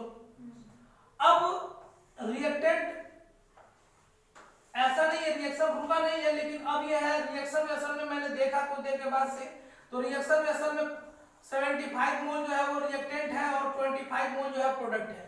फिर से मैंने इस रिएक्शन को फिर से रिपीट किया, फिर से एक रिएक्शन वेसल लिया, फिर से वही रिएक्टेंट जो है वो मैंने डाला, 100 मोल डाला, 100 मोल रिएक्टेंट ए को डाला, और पता चला कि जो है वो रिएक्शन होने के बाद से ये 75 मोल ए बच गया और 25 मोल जो है वो बी जो है वो इसमें बन गया, 25 मोल बी बन गया और 75 मोल ए अभी भी बचा हुआ है। अब उसको अगर हम लोग जो है सेपरेट कर रहे हैं, उसका डिस्टिलेशन कर रहे हैं, उनको अलग अलग कर रहे हैं, तो पता ये चल रहा है कि रिएक्टेंट का अमाउंट और प्रोडक्ट का अमाउंट, अभी भी रिएक्टेंट उसमें बचा हुआ है और प्रोडक्ट अभी भी बचा हुआ है। और कितना बचा हुआ है, तो 75 मोल 25 मोल। फिर रिएक्शन को फिर से रिपीट किया, फिर से मैं दूसरे जगह गया, फिर से रिएक्शन वेसल लिया, उसमें फिर से 100 मोल ए डाला, रिएक्शन होने लगा। कुछ देर के बाद से पता चला कि रिएक्शन अब जो है वो हो नहीं रहा है, रिएक्शन धीरे धीरे जो है वो मतलब वो रुक रहा है, ऐसा कुछ। तो फिर से हम ये कहेंगे कि रिएक्शन वेसल में रिएक्टेंट का अमाउंट देखें तो पता चला कि 75 मोल है और प्रोडक्ट का अमाउंट देखें तो पता चला कि 25 मोल है। एक ही रिएक्शन बार बार रिपीट कर रहा हूं, लेकिन हर बार ये पता चल रहा है कि रिएक्शन ऑलमोस्ट जब कंप्लीट हो जा रही है तो भी रिएक्टेंट का अमाउंट बचा हुआ है, तो भी प्रोडक्ट का अमाउंट उसमें कुछ बचा हुआ है। कितना कितना, 75 और 25। ठीक है, इसका मतलब ये नहीं कि रिएक्शन स्टॉप हो गया है, रिएक्शन बंद हो गई है, नहीं। रिएक्शन वेसल में रिएक्टेंट और प्रोडक्ट आपस में कोलिजन कर रहे हैं और रिएक्शन कर रहे होंगे। कुछ अमाउंट रिएक्टेंट का प्रोडक्ट में और प्रोडक्ट का अमाउंट रिएक्टेंट में कन्वर्ट हो रहा होगा, लेकिन फिर भी जब उनको हम लोग फिर से अलग अलग कर रहे हैं, उनका डिस्टिलेशन कर रहे हैं, उनका सेपरेशन कर रहे हैं, तो पता चल रहा है कि 75 मोल अभी भी ए है और 25 मोल बी है। ठीक है, रिएक्टेंट का अमाउंट भी मिल रहा है, प्रोडक्ट का अमाउंट भी मिल रहा है। इसका मतलब यह हुआ कि रिएक्शन तो पहले इनिशियली मैंने इतना लिया, धीरे धीरे कंज्यूम होने के बाद से कुछ देर के बाद से ये 75 पे पहुंच गया, तो कुछ तो टाइम लगा होगा इसको कंज्यूम होने में, बोलिए। तो वो टाइम पीरियड, वो स्टेट, वो समय, जिस समय रिएक्शन वेसल में रिएक्टेंट और प्रोडक्ट का अमाउंट जो है वो कांस्टेंट हो जा रहा है, that is called equilibrium state. ठीक है, तो हम यहां पे लिखेंगे those state of reversible reaction, those state of reversible reaction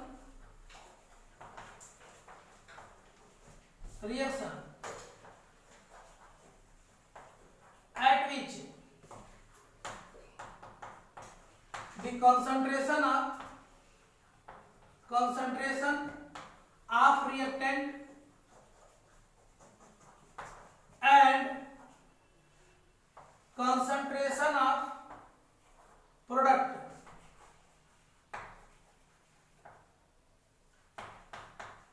become almost, चाहे become constant, almost क्या ऐसे सीधे सीधे लिख लो, become constant called equilibrium state.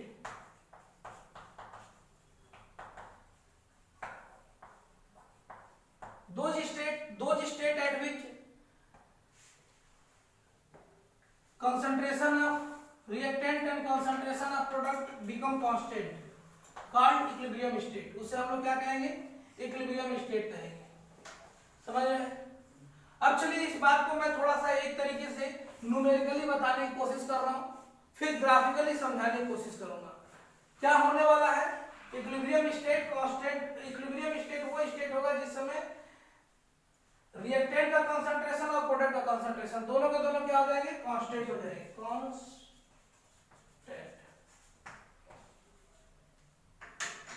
Same नहीं कहोगे, क्या कहोगे? कांस्टेंट कहोगे. सेम कहना पार्शियली ट्रू. देखो जैसे मैं ये कह रहा हूं कि आपने इनिशियली जो है वो 100 मोल ले लिया, कोई रिएक्टेंट 100 मोल ले लिया, कोई रिएक्टेंट है और इसका कितना मोल ले लिया आपने? 100 मोल ले लिया. अब होगा क्या कि इनिशियली ये धीरे धीरे धीरे धीरे कंज्यूम होगा. कुछ टाइम के बाद से मान लो कि ये 75 मोल बच गया, ए चाहे आर, तो बी बन गया होगा ना प्रोडक्ट. 25 मोल बी बन गया होगा, चाहे प्रोडक्ट बन गया होगा. अब इसका मतलब ये नहीं है कि रिएक्शन रुक गई होगी, ये सब आपस में रिएक्शन कर रहे हैं. रिएक्टेंट से प्रोडक्ट में कन्वर्ट हो रहा है, प्रोडक्ट से रिएक्टेंट में कन्वर्ट कर रहा है. दोनों डायनेमिकल इक्विलिब्रियम में है, ठीक है. लेकिन दोनों का कंसंट्रेशन रिएक्शन वेसल में कितना भी करोगे वो कांस्टेंट होगा. हम ये कह रहे हैं कि अगर मान लो कि ये रिएक्शन यहाँ पे है इतना है और इसका जो अमाउंट इतना है, अगर ये फर्दर कंज्यूम होने की कोशिश करे, मान लो कि ये 5 मोल कंज्यूम हो गया तो बन गया होगा दूसरा. अगर ये 5 मोल कंज्यूम होगा तो ये बन जाएगा ना उतना. कितना बन जाएगा? 30 मोल ये बन जाएगा और ये कितना हो जाएगा? 70 मोल क्या हो जाएगा? 70 मोल ये जो है वो बच जाएगा.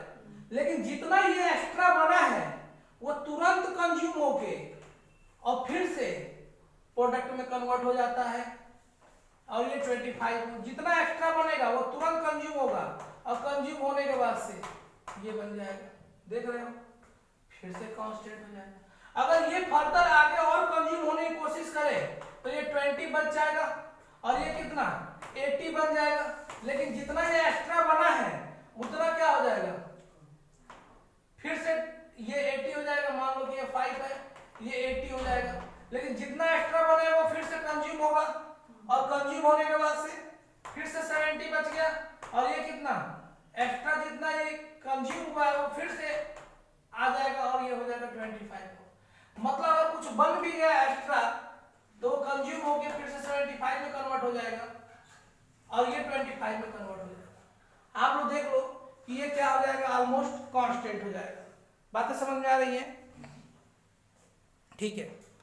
हम ये कह रहे हैं कि मान लीजिए ऐसा भी तो सिचुएशन हो सकता है, ऐसा सिचुएशन हो सकता है कि आपने इनिशियली 100 मोल लिया, इनिशियली 100 मोल लिया और रिएक्शन होने के बाद से ये सपोज करो कि 50 मोल बच गया. रिएक्टेंट कितना बच गया? 50 मोल रिएक्टेंट बच गया. तो 50 मोल बन गया होगा, दूसरा कौन बन गया होगा? प्रोडक्ट 50 मोल बन गया होगा. अब ये ऐसा हो सकता है कि दोनों का कंसंट्रेशन अब यहाँ पे कांस्टेंट हो गया एक समय पे और फिर ये फर्दर कंज्यूम होगा. अगर मान लीजिए कि 5 मोल या 10 मोल कुछ भी कंज्यूम हो जा रहा है, 45 बच जाएगा. तो जितना ये कंज्यूम होगा रिएक्टेंट उतना प्रोडक्ट बन जाएगा और ये हो जाएगा 50.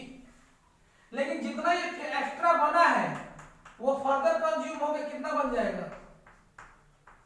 45 और ये कितना बच जाएगा 50 हो जाएगा, बोलिए हाँ या ना? नहीं, ये 50 अगर मान लो कि ये कंज्यूम हुआ तो ये 45 बचेगा और ये बढ़ जाएगा तो ये 55 हो जाएगा। लेकिन ये जितना एक्स्ट्रा बना हुआ है, जितना ये एक्स्ट्रा बना हुआ है उतना फर्दर कंज्यूम होगा और कंज्यूम होने के बाद से फिर से ये 50 बच जाएगा और ये फिर से 50 बन जाएगा। देख रहे हो कांस्टेंट रहेगा। अगर ये कंज्यूम होने की कोशिश करें तो ये 45 बनेगा, लेकिन ये जितना एक्स्ट्रा कंज्यूम होगा वो यूज हो जाएगा और ये बन जाएगा 55। लेकिन जितना ये एक्स्ट्रा बना हुआ है उतना फर्दर कंज्यूम होगा और ये फिर से बन जाएगा 50। मतलब कुल मिला के रिएक्शन भले ही जो है वो कंसंट्रेशन इनका और इनका कांस्टेंट हो जाएगा, एक दूसरे में धीरे धीरे कंज्यूम होते रहते हैं, लेकिन कोई रिएक्टेंट जितना कंज्यूम होता है उतना प्रोडक्ट बन जाता है एक्स्ट्रा, लेकिन जितना एक्स्ट्रा बनता है वो फर्स्ट से क्या होता है रिएक्टेंट में कन्वर्ट हो जाता है। और इनका कंसंट्रेशन इनका कंसंट्रेशन हर जगह क्या रहता है सेम रहता है। ओके, तीसरा कंडीशन भी देख लेते हैं। अगर मान लो कि आपने 100 मोल लिया, इनिशियली जो है वो इसमें से कुछ कंज्यूम हुआ और सपोज करो कि ये आपका 25 मोल बच गया, रिएक्टेंट जो है वो 25 मोल बच गया, तो प्रोडक्ट कितना बन गया होगा 75 मोल बन गया होगा, बोलो हाँ या ना? ऐसे। और एक समय ऐसा आएगा कि ये इतना बच गया और ये इतना बन गया, बस कांस्टेंट हो गया। लेकिन अगर ये कहीं पे धीरे से कंसंट्रेशन फिर से अगर फर्दर ये रिएक्शन किया तो मान लो कि 5 मोल घट गया या 10 मोल घट गया, घटने का मतलब ये क्या हो जाएगा 20 ये बच जाएगा और ये कितना बच जाएगा ये जो है वो 80 बन जाएगा। लेकिन जितना ये एक्स्ट्रा बना है वो फर्दर कंज्यूम होगा और क्या हो जाएगा 75, फिर से 75 बन गया और ये क्या हो जाएगा जितना ये कंज्यूम हुआ वो फिर से 25 और रिएक्शन फिर से 25 पे जाके स्टॉप होगी। और फिर से अगर मान लो स्टॉप नहीं होगी मतलब ये चलता रहेगा। अगर इसमें से कोई कंज्यूम होने की कोशिश करे, मान लो कि अगर ये कंज्यूम होगा तो 70 बचेगा और ये क्या हो जाएगा 20 नहीं 30। लेकिन ये 5 मोल एक्स्ट्रा बन गया ना, रिएक्शन को इक्विलिब्रियम में आने के बाद भी ये रिएक्शन अगर किया तो 5 मोल एक्स्ट्रा बन गया। जितना मोल एक्स्ट्रा बनेगा वो फर्दर कंज्यूम होगा और कंज्यूम होने के बाद से क्या हो जाएगा ये हो जाएगा 25 और ये हो जाएगा कितना 75 और ये फिर से कांस्टेंट हो जाएंगे। इस तरीके से मैंने आप लोगों को ये बताया कि रिएक्शन में होगा क्या कि रिएक्टेंट जो है वो कभी ज्यादा हो सकता है, प्रोडक्ट कम हो सकता है, या दोनों सेम हो सकते हैं, या हो सकता है कि रिएक्टेंट कम हो जाए प्रोडक्ट ज्यादा हो जाए। रिएक्शन में 3 कंडीशन हो सकते हैं। कोई रिएक्शन वेसल लिया, रिएक्टेंट डाला, प्रोडक्ट डाला, कुछ देर के बाद से पता चला कि अब जो है वो रिएक्शन जो है वो हो नहीं रही है। ऐसा नहीं है कि होता नहीं है, लेकिन आपको अब पता नहीं चलेगा क्योंकि ऑलमोस्ट सब कुछ कांस्टेंट हो चुका होगा। समझ में आ रहा है? ऑलमोस्ट सब कुछ क्या हो रहा है कांस्टेंट हो चुका होगा। जैसे हम ये कह रहे हैं कि मान लो कि आप एक जो है वो बॉटल ले लो और एक ग्लास ले लो, उसमें पानी डाल दो और इनिशियली उसमें कोई कलर डाल दो। कलर डालोगे तो कलर धीरे धीरे धीरे धीरे धीरे धीरे उसमें क्या होता जाएगा डिजॉल्व होता जाएगा, डिजॉल्व होता जाएगा। तो आपको इनिशियली पता चलेगा डिजॉल्व होगा, लेकिन एक समय ऐसा आएगा कि अब कलर जो है वो डिजॉल्व नहीं होगा। तो वो टाइम होगा ना, एक पीरियड तो होगा, स्टेट तो होगा, सिचुएशन तो होगा, है ना। तो उस सिचुएशन में अब जो है वो फर्दर डिजॉल्व नहीं होगा, जितना होगा डिजॉल्व उतना हो गया, उसे कहेंगे हम उसका इक्विलिब्रियम स्टेट। ठीक है, तो इक्विलिब्रियम स्टेट पे रिएक्टेंट और प्रोडक्ट का कंसंट्रेशन कांस्टेंट हो जाएगा। और अगर कांस्टेंट हो जाएगा तो हम लोग ऐसे स्टेट को, ऐसे टाइम को, ऐसे सिचुएशन को कहेंगे इक्विलिब्रियम स्टेट। ये जो मैंने आप लोगों को न्यूमेरिकली बताया, इसको मैं आप लोगों को ग्राफिकली बताने जा रहा हूं। ये तो नहीं पूछा जाता है, लेकिन अगर ये समझ में आ गया तो ये ग्राफ जो है वो आप लोग को अच्छे तरीके से समझ में आएगा। इसको मिटाना पड़ेगा, चलो मैं यहां पे बता रहा हूं।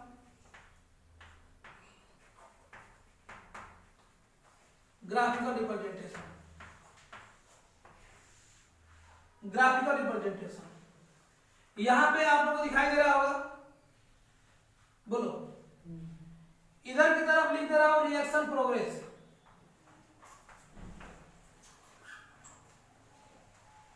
इधर की तरफ लिख दे रहा हूं रिएक्शन प्रोग्रेस, इधर की तरफ लिख दे रहा हूं कंसंट्रेशन।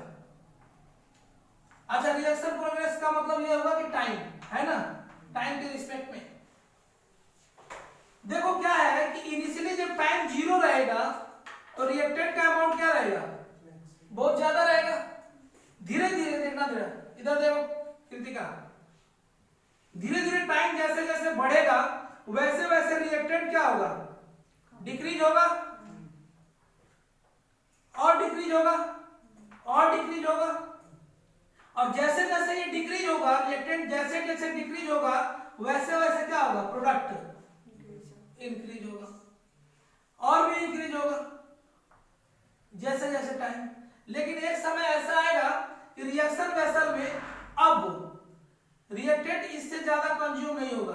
अभी रिएक्टेंट कितना अमाउंट बचा हुआ है, 75, और प्रोडक्ट कितना बन गया, 25। समझ में आ रहा है, ये 25 पे आके रुक गया, ये 75 पे आके रुक गया। रिएक्टेंट का अमाउंट पहले 100 था, अभी 75 बच गया, और प्रोडक्ट कितना बन गया। अब देखो धीरे धीरे धीरे धीरे धीरे धीरे अब ऐसा समय आएगा कि अब रिएक्टेंट प्रोडक्ट इस टाइम पे देखो, देखो इस समय, इस टाइम पर रिएक्टेंट अब डिक्रीज नहीं कर रहा है, अब डिक्रीज कर रहा है क्या, और प्रोडक्ट इंक्रीज कर रहा है क्या, नहीं। ये जो है स्ट्रेट लाइन जा रही है, इसका मतलब कि टाइम के रिस्पेक्ट में रिएक्टेंट या प्रोडक्ट ना इंक्रीज कर रहा है ना डिक्रीज कर रहा है। तो ऐसे में हम लोग क्या कहेंगे कि इस टाइम पर दोनों का कंसंट्रेशन कांस्टेंट हो गया, देख लो कांस्टेंट, और इसका भी कंसंट्रेशन कांस्टेंट। तो हम लोग इस टाइम को कहेंगे इक्विलिब्रियम स्टेट।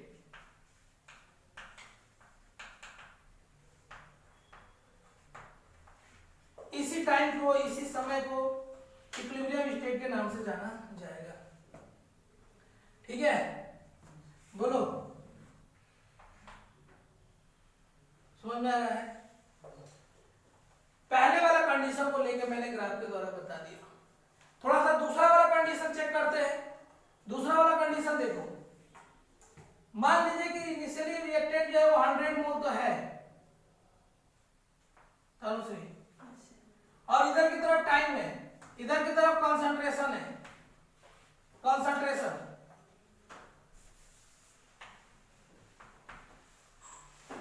टाइम जैसे जैसे कंज्यूम होगा, टाइम जैसे जैसे इंक्रीज करेगा वैसे वैसे रिएक्टेंट कंज्यूम होगा, और प्रोडक्ट इंक्रीज करेगा, बोलिए हाँ या ना। टाइम डिक्रीज करेगा, टाइम इंक्रीज करेगा तो रिएक्टेंट का अमाउंट जो है वो डिक्रीज करेगा, डिक्रीज करेगा ये इंक्रीज करेगा, ये डिक्रीज करेगा ये इंक्रीज करेगा। एक समय ऐसा आएगा कि अब रिएक्टेंट का अमाउंट और प्रोडक्ट का अमाउंट रिएक्शन वेसल में लगभग सेम हो गए होंगे। बोलो, अब ना रिएक्टेंट डिक्रीज करेगा ना प्रोडक्ट डिक्रीज करेगा। तो जिस समय पे रिएक्टेंट और प्रोडक्ट दोनों का कंसंट्रेशन क्या हो गया है, अभी बताओ तो, कांस्टेंट भी हो गया है और सेम भी हो गया है। बोलो, तो हम लोग इस टाइम को क्या कहेंगे, इक्विलिब्रियम स्टेट कहेंगे। ठीक है, अच्छा इधर देखो एक ग्राफ और बना रहा हूं। थर्ड वाला कंडीशन, थर्ड वाले कंडीशन में रिएक्टेंट ज्यादा है कि प्रोडक्ट ज्यादा है, प्रोडक्ट ज्यादा है। तो देखो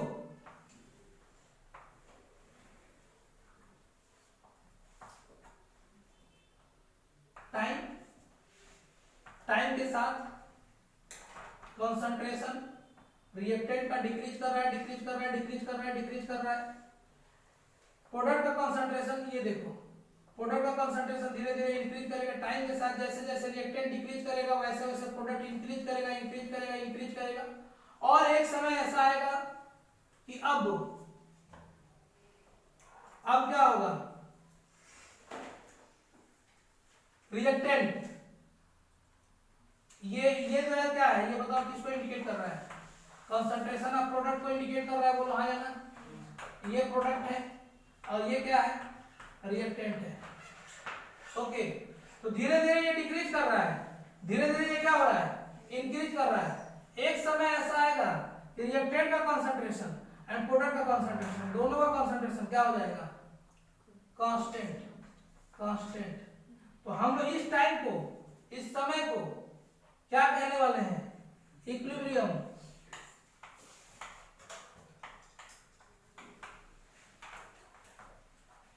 इसे हम लोग इक्विलिब्रियम स्टेट के नाम से जानेंगे।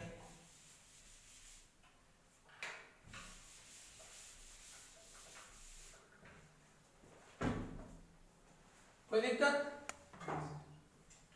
तो आप जो है वो तीनों जो मैंने आप लोगों को न्यूमेरिकल डाटा देके समझाया उसको ग्राफ के द्वारा समझा दिया। फिर से एक बार देख लो, टाइम के साथ जिस समय पे रिएक्शन वेसल में रिएक्टेंट का अमाउंट और प्रोडक्ट का अमाउंट जो है वो कांस्टेंट हो जाएगा, उसे हम लोग कहेंगे ये इक्विलिब्रियम स्टेट में। ऐसे सोचो कि इनिशियली रिएक्टेंट का अमाउंट बहुत ज्यादा है, धीरे धीरे क्या होगा, ये डिक्रीज करेगा, और ये प्रोडक्ट है, डिक्रीज करेगा डिक्रीज करेगा डिक्रीज करेगा, तो ये इंक्रीज करेगा इंक्रीज करेगा। अब रिएक्शन वेसल में रिएक्टेंट प्रोडक्ट दोनों का दोनों क्या हो गए, कांस्टेंट हो गए। अब रिएक्टेंट सुनो, देख लो ध्यान से, रिएक्टेंट अगर थोड़ा सा भी डिक्रीज करेगा तो प्रोडक्ट उतना इंक्रीज कर जाएगा, लेकिन प्रोडक्ट जितना इंक्रीज किया वो फर्दर इंक्रीज करेगा, फिर से प्रोडक्ट डिक्रीज कर जाएगा एंड प्रोडक्ट इंक्रीज कर जाएगा। अगर प्रोडक्ट जो है वो इंक्रीज करने की कोशिश करे तो ये हो जाएगा, फिर ये हो जाएगा, और ये रिएक्शन वेसल में ऐसे होता रहेगा। ठीक है, ऐसा भी हो सकता है कि रिएक्शन वेसल में रिएक्टेंट घटता जाए और प्रोडक्ट बढ़ता जाए। एक समय ऐसा आएगा कि दोनों का कंसंट्रेशन सेम हो जाएगा। अगर रिएक्टेंट फर्दर जो कंज्यूम होगा तो प्रोडक्ट नो डाउट बढ़ जाएगा, लेकिन प्रोडक्ट जितना बड़ा है उतना फिर से घट जाएगा और रिएक्टेंट पे ये आ जाएगा।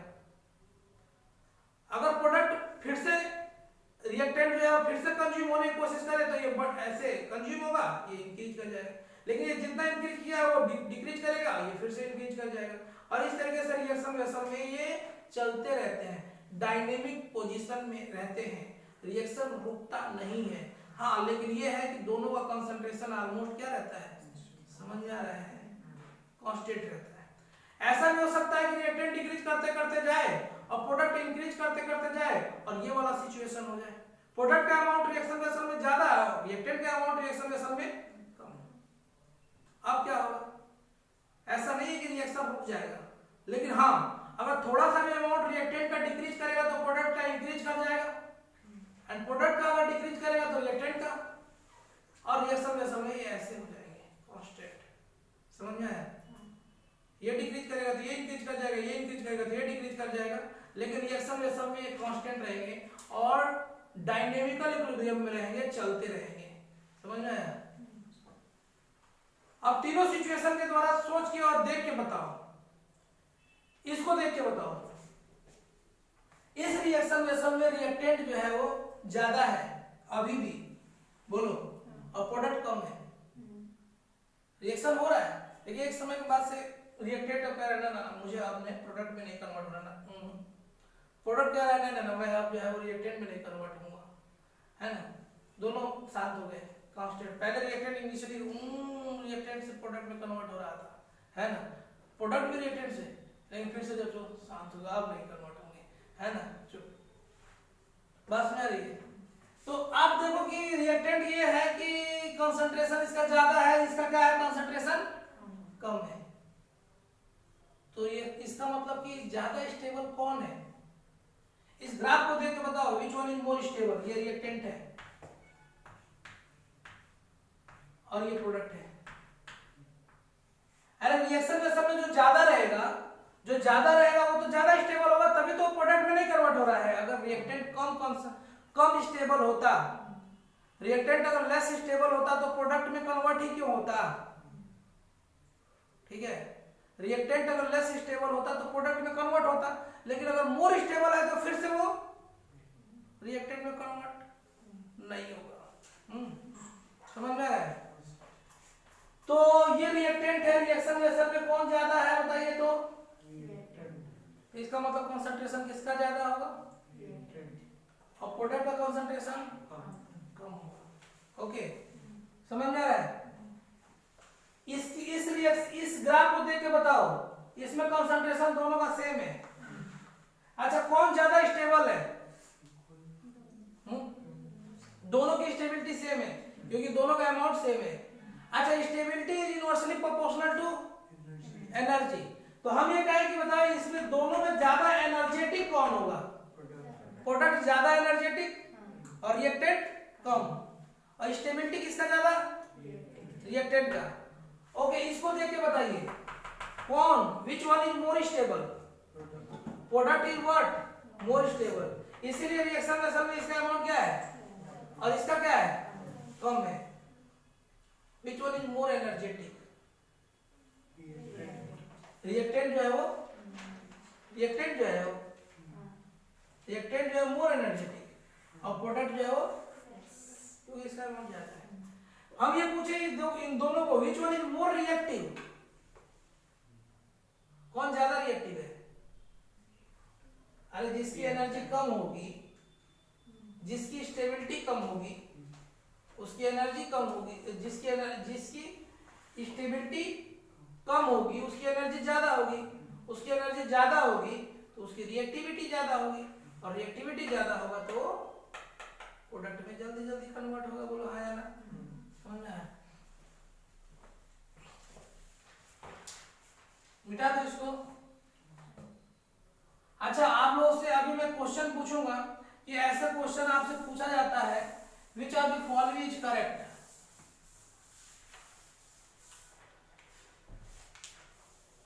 ऐसा क्वेश्चन पूछा जाता है, which are the following is correct. कौन करेक्ट होगा? क्वेश्चन है। ऑप्शन है A, option number B, option number C और ऑप्शन होगा डी, ऑल ऑफ दीज। बताइए, तीनों के तीनों क्या है? करेक्ट है। ओके, मतलब ऑल ऑफ दीज आंसर होगा। अभी मैंने आप लोगों को कंसंट्रेशन के टर्म में समझा दिया क्या? Equilibrium state. अब मैं आप लोगों को समझाने जा रहा हूं in term of rate. In terms of rate. Rate के टर्म में कंसंट्रेशन, रेट के टर्म में इक्विलिब्रियम स्टेट को कैसे डिफाइन करेंगे? देखिए,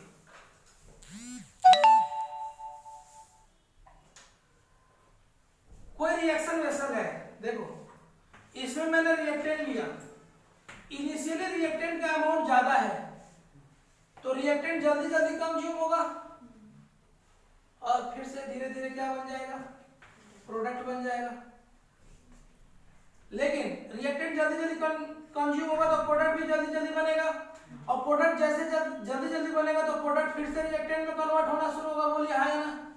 एक समय ऐसा आएगा कि प्रोडक्ट का अमाउंट भी धीरे धीरे बढ़ना शुरू हो जाएगा और रिएक्टेंट का अमाउंट धीरे धीरे घटना शुरू हो जाएगा।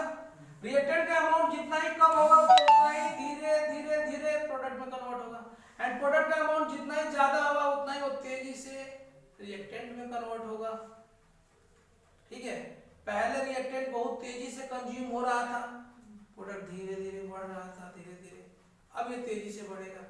अब एक समय ऐसा आएगा कि ये जिस स्पीड से रिएक्टेंट डिक्रीज कर रहा था उसी स्पीड से जो है वो प्रोडक्ट जो है वो फॉर्म हो जाएगा और प्रोडक्ट रिएक्टेंट से प्रोडक्ट में कन्वर्ट होगा, रिएक्टेंट प्रोडक्ट में कन्वर्ट होगा, प्रोडक्ट रिएक्टेंट में कन्वर्ट होगा। जिस स्पीड से रिएक्टेंट प्रोडक्ट में कन्वर्ट हो रहा है उसी स्पीड से प्रोडक्ट अब रिएक्टेंट में कन्वर्ट होना शुरू हो जाएगा। तो हम लोग कहेंगे कि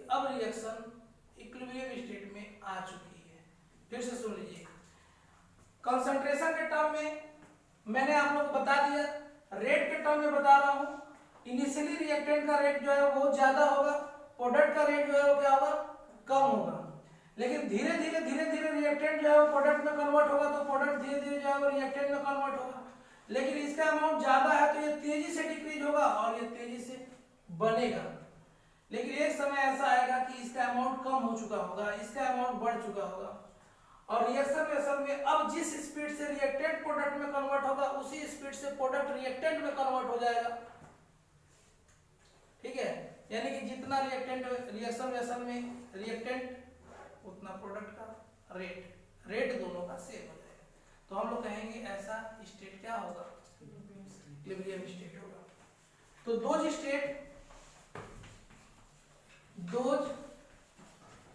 of reaction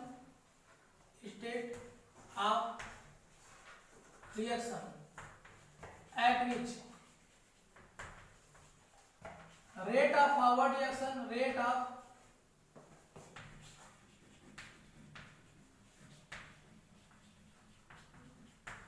and rate of backward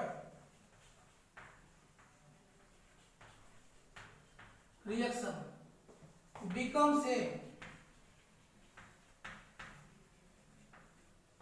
called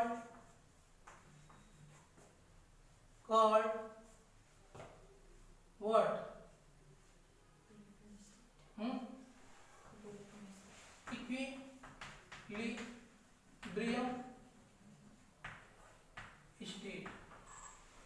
Equilibrium state. Those state of reaction at which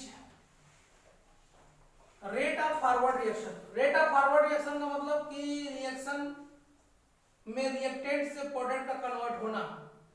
reaction में रिएक्टेंट अगर प्रोडक्ट में कन्वर्ट हो रहा है तो उसे हम लोग फॉरवर्ड रिएक्शन कहेंगे, और अगर प्रोडक्ट से रिएक्टेंट में कन्वर्ट हो रहा है तो उसे हम लोग क्या कहेंगे, बैकवर्ड रिएक्शन कहेंगे।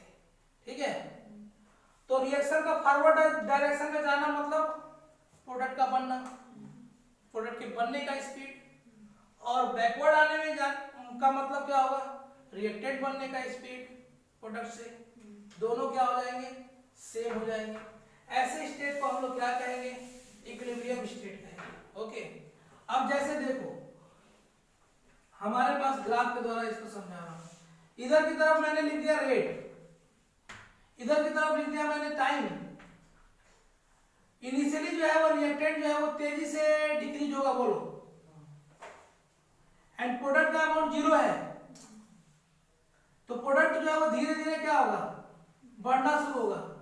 एक समय ऐसा आएगा कि रिएक्टेंट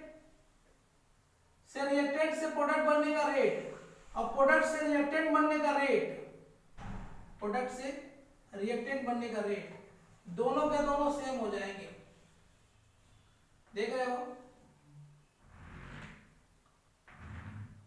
तो हम लोग इस टाइम को, इस समय को, जिस समय पे ऐसा हुआ उसे हम लोग क्या कहेंगे,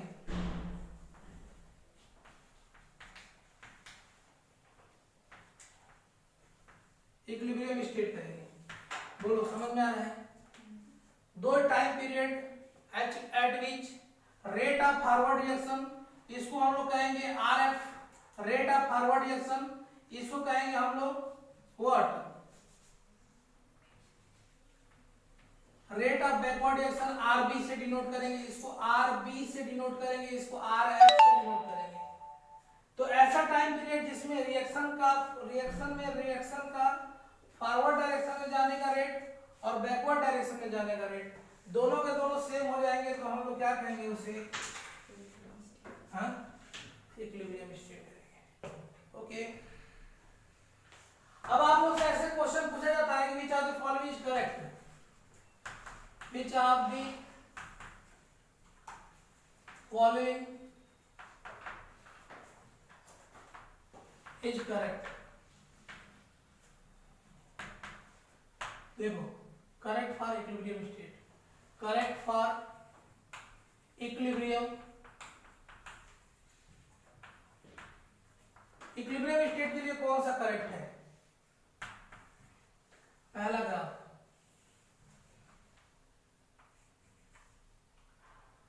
यहां पे रेट है, यहाँ पे टाइम है, इस तरीके से ग्राफ दे देगा। सेकेंड ग्राफ होगा, यहाँ पे रेट है,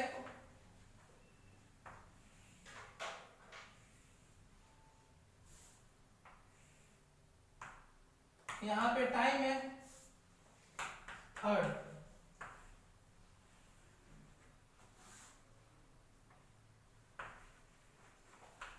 रेट है, टाइम है,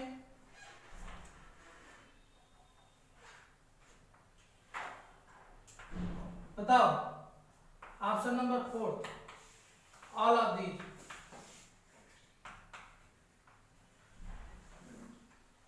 ऑल ऑफ दीज कौन सा करेक्ट ग्राफ है? रेट के टर्म में होगा तो ये वाला होगा, जहां पे रिएक्शन का फॉरवर्ड डायरेक्शन में जाने का रेट और बैकवर्ड डायरेक्शन में जाने का रेट सेम हो जाए,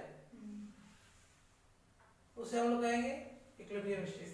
तो कंसंट्रेशन के टर्म में अगर डिफाइन कर रहे हैं तो कांस्टेंट बोलेंगे।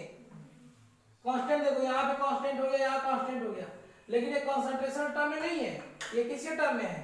रेट के टर्म में है। इसलिए ये भी गलत है, ये भी गलत है, और कौन है? मतलब ये तो गलत है, ये सही है। ओके, आप लोगों ने पढ़ा अभी तक इक्विलिब्रियम स्टेट। अब देखिए नेक्स्ट टॉपिक क्या होगा? इक्विलिब्रियम स्टेट के बाद से characteristics of equilibrium state.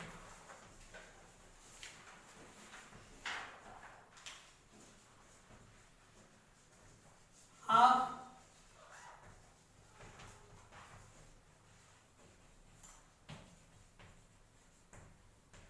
Characteristics of equilibrium state.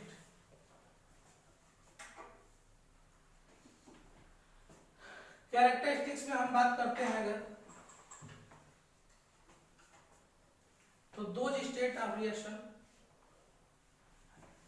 मैंने कैरेक्टरिस्टिक्स में पहले बताया कि अगर रिएक्शन इक्विलिब्रियम में आ गई है तो आपको क्या क्या देखने के लिए मिलेगा। पॉइंट नंबर वन देखो, इक्विलिब्रियम जो होता है हमेशा एक क्लोज्ड वेसल में स्टेबलाइज्ड होता है। जैसे कि मान लीजिए कि अगर हम ये कह रहे हैं कि यहाँ पे कैल्शियम कार्बोनेट है, कैल्शियम कार्बोनेट को अगर आप हीट करोगे तो ये बन जाएगा कैल्शियम ऑक्साइड एंड बन जाएगा कार्बन डाइऑक्साइड। लेकिन ये कार्बन डाइऑक्साइड गैसेस फॉर्म में होता है, ये सॉलिड स्टेट में होता है। ओके, ये गैसेस फॉर्म में होता है, ये सॉलिड स्टेट में होता है। अब ये रिएक्शन बैकवर्ड डायरेक्शन में आएगी तभी तो रिवर्सिबल होगा, और बैकवर्ड डायरेक्शन में आने के लिए इसको इससे रिएक्शन करना पड़ेगा। लेकिन अगर रिएक्शन वेसल आप खुला छोड़ दोगे तो ये फुर्र से उड़ जाएगा। बोलो हाँ या ना? अगर ये उड़ जाएगा तो किसके साथ ये रिएक्शन करेगा? बताइए, रिएक्शन करेगा? नहीं करेगा। रिएक्शन बैकवर्ड डायरेक्शन में आएगी, और रिएक्शन बैकवर्ड डायरेक्शन में नहीं आएगी तो ये फिर से सीधे सीधे ये कंज्यूम होता जा रहा है, ये कंज्यूम होता जा रहा है, लेकिन ये बन रहा ही नहीं है, ये इससे रिएक्शन कर ही नहीं रहा है। तो क्या होगा? ऐसे में इक्विलिब्रियम स्टेबलाइज नहीं होगा। तो इक्विलिब्रियम को स्टेबलाइज करने के लिए क्या होना पड़ेगा? रिएक्शन वेसल को क्लोज्ड होना पड़ेगा। रिएक्शन वेसल अगर क्लोज्ड है तो ये गैस इसी में रहेगा और इसके साथ रिएक्शन करेगा और रिएक्शन को बैकवर्ड डायरेक्शन में लेके चला जाएगा। तो दो स्टेट नहीं, हम ये कह सकते हैं कि इक्विलिब्रियम स्टेबलाइज पहला characteristics,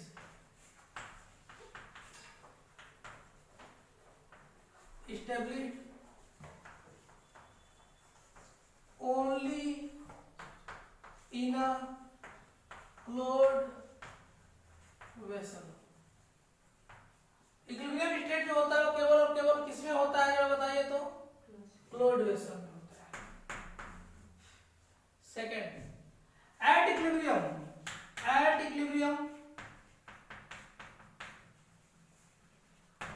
rate of forward reaction और रेट ऑफ बैकवर्ड रिएक्शन क्या होंगे? सेम होंगे। फॉरवर्ड का मतलब रिएक्टेंट से प्रोडक्ट बनने का रेट, और बैकवर्ड का मतलब क्या होगा? प्रोडक्ट से रिएक्टेंट बनने का रेट। Third at equilibrium ब्रियम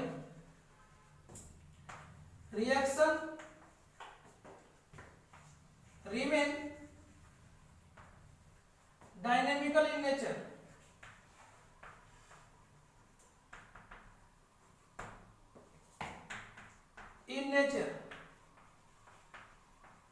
dynamical nature का मतलब क्या हुआ?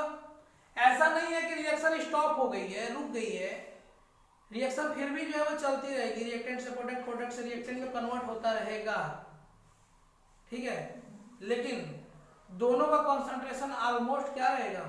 कांस्टेंट रहेगा, ठीक है। Third point, at equilibrium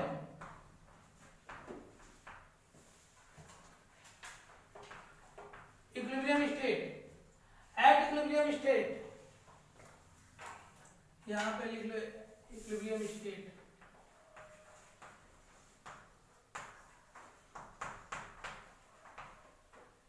at equilibrium state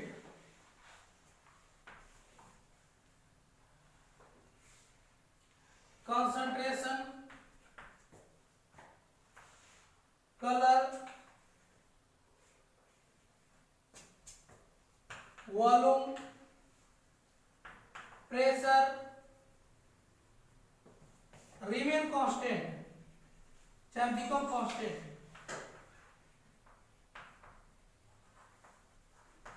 at constant temperature। अगर टेम्परेचर कांस्टेंट है, क्या टेम्परेचर अगर कांस्टेंट है तो इक्विलिब्रियम स्टेट पे सब कुछ कांस्टेंट हो जाता है, क्या रिएक्शन का कंसंट्रेशन कांस्टेंट हो जाता है, प्रेशर, वॉल्यूम, फिजिकल और केमिकल प्रॉपर्टी सब कुछ कांस्टेंट हो जाता है, इवन डेंसिटी,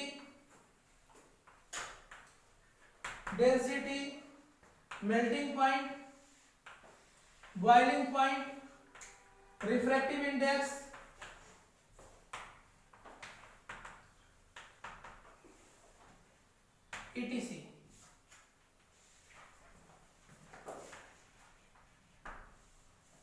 etc, सब कुछ कांस्टेंट हो गया। तो ऐसे स्टेट को हम लोग क्या कहेंगे? इक्विलिब्रियम स्टेट कहेंगे। इक्विलिब्रियम स्टेट पे जो है वो रिएक्शन डायनामिकल नेचर का होता है।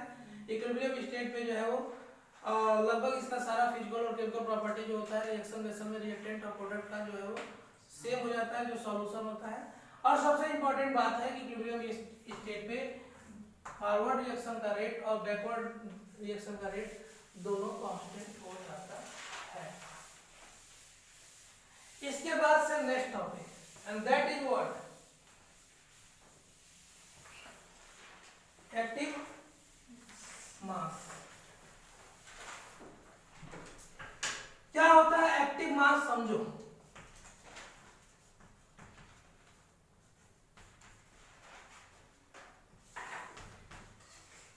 एक्टिव मास, मास मतलब मास और एक्टिव मतलब एक्टिव। जो मास एक्टिव है उसे हम लोग क्या कहेंगे? एक्टिव मास कहेंगे। सिंपल सिंपल डिफिनेशन है ना, लेकिन मजा नहीं आया ना, समझ में नहीं आया। बोलो, ऐसे समझो, मान लो कि मैं आपको जो है वो कोई रिएक्शन करवा रहा हूं। सोचो ऐसे बहुत सिंपल से तरीके से समझो कि अगर मैं आपको एक ग्लास पानी दे रहा हूं, ठीक है, पीने के लिए, प्यास लगी है आपको, लेकिन मैं एक शर्त रख रहा हूं, ये जो मेरे पास चौक दिखाई दे रहा है, ये वाला चौक जो दिखाई दे रहा है ना, उस पानी में मैं एक बार डाल के फट से निकाल लूंगा और दे दूंगा, लो पी लो। बोलो, पियोगे? अब प्यास लगी हुई है, पानी तुमको ऑफर किया गया और मैं एक गिलास पानी में चौक को डाला, निकाल दिया, अब बोला कि पी लो। तुम बोलोगे नहीं नहीं नहीं पिएंगे। क्यों नहीं पियोगे? तो कहोगे कि some of the particle of this chalk dissolve into the water, है ना, वाटर। अब हम नहीं पिएंगे। हम कहेंगे अरे थोड़ा सा तो निकाल के डाल के निकाला हूं, थोड़ा सा तो निकाला हूं, ऐसे ऐसे डाला, ऐसे निकाल लिया, तो क्या बहुत ज्यादा पार्टिकल आ जाएंगे क्या? नहीं। लेकिन कुछ पार्टिकल जो है वो पार्टिसिपेट कर लिए हैं। जैसे मैंने डाल के निकाला, कुछ अमाउंट का पार्टिकल जो है वो सब्सटेंस का उसमें पार्टिसिपेट कर लिया है, and that is what, that is that mass which take part instantaneously in reaction called active mass। ठीक है, अब दूसरा सोचो, अगर मैं इस चौक को ना तोड़ के कई टुकड़े में करके फिर डालता और निकालता, तो कहोगे कि आप तो और नहीं पिएंगे, क्योंकि और भी ज्यादा सरफेस एरिया इसका बढ़ गया। मैं और भी तोड़ के डाला इसको टुकड़े टुकड़े, है ना, अब डाला, बोलो तुम कहोगे कि अब तो और नहीं पिएंगे। क्यों? क्योंकि सरफेस एरिया बढ़ गया है। तोड़ूंगा तो इधर वाला पार्टिकल, तो the amount of the mass of substance which take part into the instantaneously in reaction, amount of mass या mass of substance which take part into the reaction instantaneously is called active mass of that substance. ठीक, अब active mass of that substance depend on what, surface area. Surface area बढ़ाते गए, active mass उसका बढ़ता गया। अब मैं chalk के जगह पे नहीं एक चम्मच स्पून लेके डाल देता, स्पून डाल के निकाल के दे देता, अब बोलो अब पी लेते, है ना। तुम कहोगे कि स्पून का कोई भी पार्टिकल उसमें पार्टिसिपेट नहीं किया है। नहीं, ऐसा नहीं है, स्पून के भी कुछ एटम पार्टिसिपेट किए हैं, बोले आप उसको निग्लेजिबल मान लो, ठीक है, लेकिन पार्टिसिपेट किए हैं। The amount of the substance या mass of the substance which take part in the reaction is called active mass. लेकिन अब देखो, चॉक डाला तो आप नहीं पिए, स्पून डाल दिया तो पी लिए। स्पून या स्टील है तो आप कहोगे कि उसका पार्ट, उसका मास जो है वो बहुत ही कम है, इसका मास जो है बहुत ही ज्यादा है। यानी कि एक्टिव मास किस बात पे डिपेंड किया, नेचर ऑफ सब्सटेंस पे। दूसरी बात किस पे डिपेंड किया, सरफेस एरिया पे। हम ये कह रहे हैं कि मान लो कि एक बकेट पानी है, एक बकेट क्या है, पानी है, उसका वेपराइजेशन हो रहा है। Vaporisation is what, surface phenomena. Vaporisation क्या है, सरफेस फिनोमेना है, समझ में आ रहा है। तो जो पार्टिकल सरफेस पे प्रेजेंट होंगे वो क्या हो जाएंगे, वेपराइज होंगे। जो पार्टिकल सरफेस पे होंगे वो वेपराइज होंगे। अब मैं क्या कर रहा हूं, एक बाल्टी अलग लिया और एक बाल्टी इस कमरे में फैला दिया। बताओ कौन सबसे पहले वेपराइज हो जाएगा, सूख जाएगा, फैला हुआ वाटर, क्योंकि फैले हुए वाटर का सरफेस एरिया ज्यादा है। समझ में आ रहा है। इसको हमें पोछा लगा दिया पूरा का पूरा कमरे में, अब बताओ वो तो और भी जल्दी से वेपराइज होगा। मैंने फैन चालू कर दिया और चारों तरफ जो है वो हीटर लगा दिया, अब वो तो जल्दी पार्टिसिपेट होगा। यानी एक्टिव मास किसके किसके ऊपर डिपेंड कर रहा है, सरफेस एरिया पे डिपेंड कर रहा है, नेचर ऑफ सब्सटेंस पे डिपेंड कर रहा है, और टेम्परेचर पे डिपेंड कर रहा है, प्रेशर और वॉल्यूम पे भी डिपेंड कर रहा है। कर रहा है कि नहीं कर रहा है। What is the active mass, the amount of substance which take part into the reaction instantaneously। अब मैं इस चॉक को ना एकदम बिल्कुल पाउडर फॉर्म में कन्वर्ट करके फिर डाल के निकाला, अब बोला लो पी लो। तुम कहोगे सर अब तो पूरा का पूरा पार्टिसिपेट हो गया उसमें, है ना, पाउडर फॉर्म में करके डाल दिया, गैसेस फॉर्म में करके डाल दिया, तुमको और भी पार्टिसिपेट किया। इसका मतलब ये कहना चाहता हूं कि अगर कोई सब्सटेंस ऑलरेडी गैसेस स्टेट में हो तो कंप्लीटली पार्टिसिपेट कर जाएगा, बोलो हाँ या ना। ऐसे में या बहुत ही डाइल्यूट हो तो कंप्लीटली पार्टिसिपेट कर जाएगा। ठीक, तो कंप्लीटली पार्टिसिपेट करने का मतलब क्या हुआ, एक्टिव मास को हम लोग जो है वो इस तरीके से डिनोट करते हैं और कहते हैं क्या है, the concentration of gaseous substance या कंसंट्रेशन में आप लोग ऐसे लिख लो, the molar concentration of gases substance are very dilute solution is called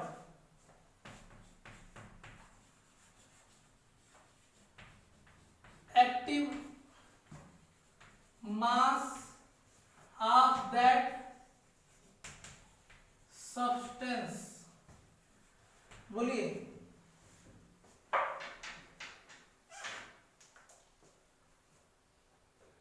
किस कोई भी सब्सटेंस अगर बहुत ही डाइल्यूट है या वो गैसेस स्टेट में है तो उसका मोलर कंसंट्रेशन कहलाएगा क्या? Active mass. हम ये कह रहे हैं कि मान लीजिए कि फॉर ए सब्सटेंस ए, मान लो कि कोई सब्सटेंस है ए का एक्टिव मास निकालना है तो एक्टिव मास ऑफ ए,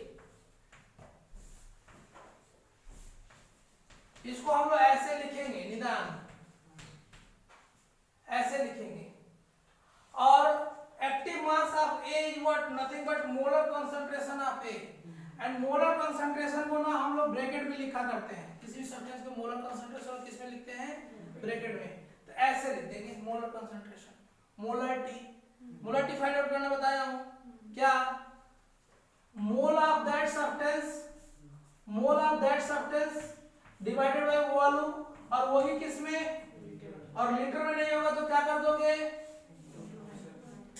100 से मल्टीप्लाई कर दोगे, सॉरी 1000 से मल्टीप्लाई कर दोगे। ठीक है, ये हो गया एक्टिव मास। मिटा दो इसको। क्या एक्टिव मास किस किस बात पे डिपेंड किया जाए बताइए तो? हाँ, active mass depend on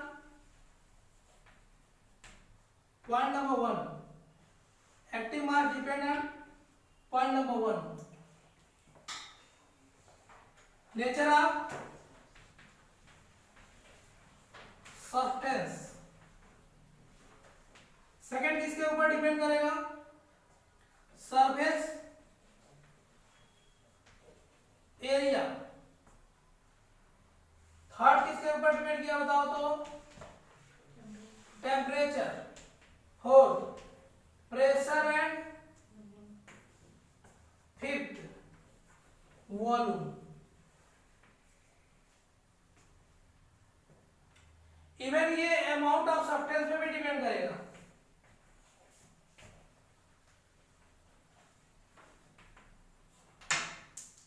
amount of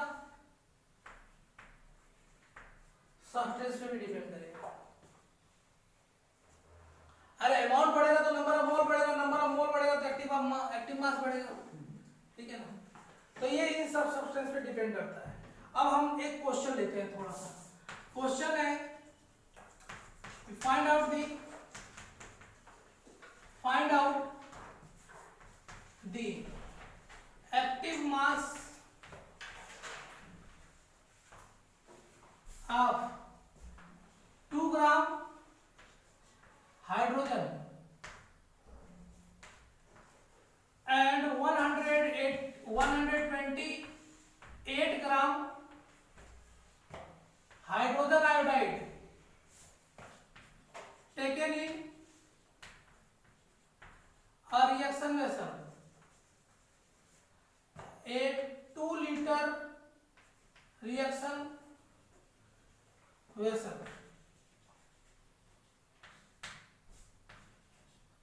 at 555 degree centigrade. 555 या 555 में लेके 444 डिग्री सेंटीग्रेड ले लो। ठीक है, 444 डिग्री सेंटीग्रेड पे 2 ग्राम क्या लिया गया है? हाइड्रोजन। और 127 ग्राम क्या लिया गया है?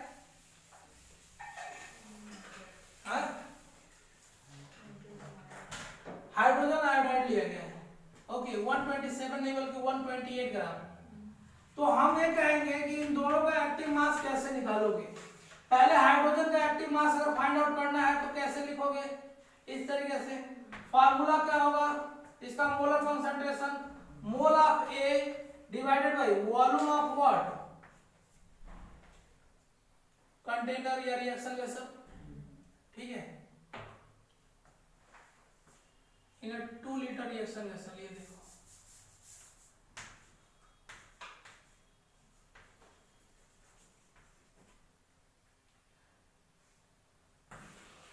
तो अब बताइए कितना हो गया hydrogen. Number of mole of A कैसे निकालेंगे, number of mole of hydrogen कैसे निकालोगे, गिवन मास एट 2, तो given mass by molar mass divided by volume कितना है 2 लीटर, तो ये कितना हो जाएगा 0.5 मोल पर लीटर हो जाएगा। बताइए समझ में आ रहा है? क्या नाम है उधर रौनक, तुम बात कर रहे हो, क्या बात कर रहे हो? Hydrogen iodide, number of mole of hydrogen iodide कितना होगा, कैसे निकालेंगे? हाइड्रोजन आयोडाइड का मास कितना दिया है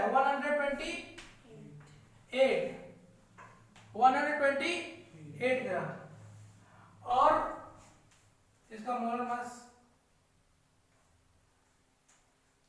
हाइड्रोजन का मोलर मास बताओ, इतना तो जानते हो ना। आयोडीन का होता है 127, टोटल कितना हो जाएगा 128, तो 128 divided by 1 second, hydrogen iodide का भी जो है हाइड्रोजन आयोडाइड का भी उतना ही आया, ठीक है। अब इसके बाद से जो टॉपिक आएगा वो टॉपिक है, मिटा दो इसको,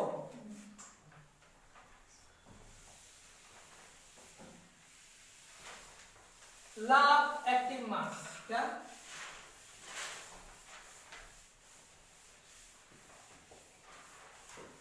law of active mass.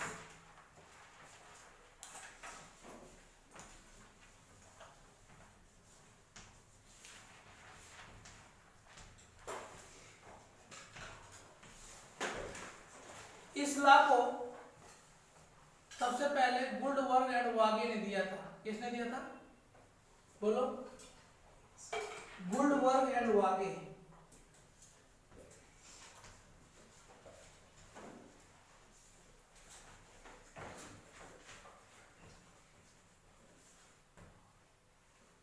गुल्डबर्ग and वागे ने दिया था इस लॉ को।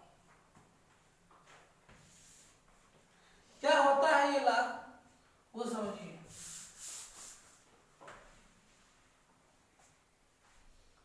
इस लॉ के अकॉर्डिंग किसी भी रिएक्शन में जो रिएक्टेंट होता है ना, इसका जितना ही ज्यादा एक्टिव मास होगा उतना ही ज्यादा वो पार्टिसिपेट करेगा। क्या? अरे एक बात बताओ, एक्टिव मास सरफेस एरिया पर डिपेंड करता है। सरफेस एरिया जिसका ज्यादा होता है उसका एक्टिव मास भी ज्यादा होगा। अब हमारे पास एक छोटा सा चौक है, एक बड़ा सा चौक है, पानी में इसको डुबा के तुमको दूं और इसको डुबा के दूं तुमको, कौन ज्यादा पार्टिसिपेट किया होगा? इसका अमाउंट जो है ज्यादा पार्टिसिपेट किया होगा। तो हम कह रहे हैं कि जिसका एक्टिव मास जितना ज्यादा होगा उसका रेट ऑफ रिएक्शन उतना ही ज्यादा होगा। और हम नहीं कह रहे, गुल्डबर्ग एंड वागे ने पहले कह दिया था, हमसे पहले।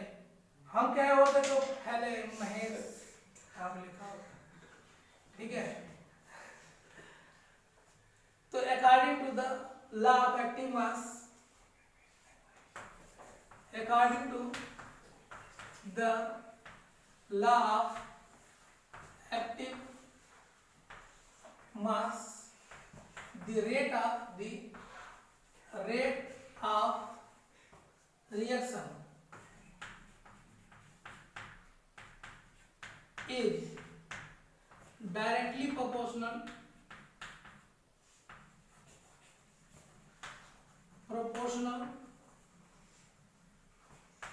to the what? Active mass of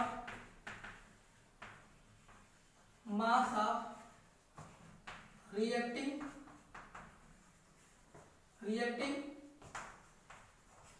substance substance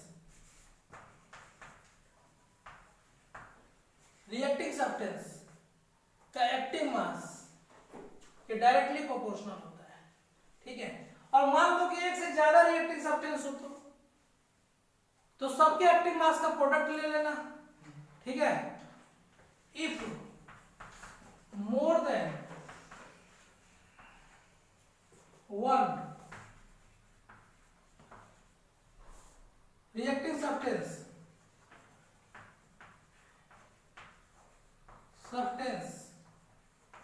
are present,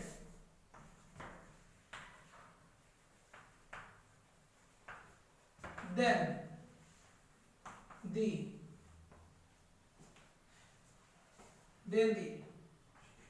rate of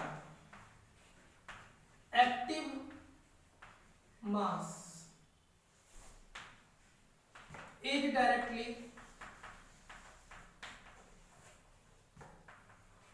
proportional to the what product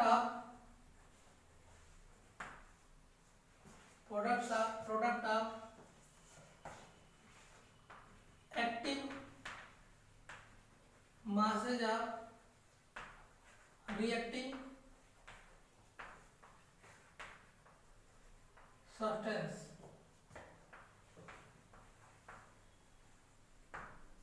active mass of reacting substance So rate of reaction, rate of rate of acid mass.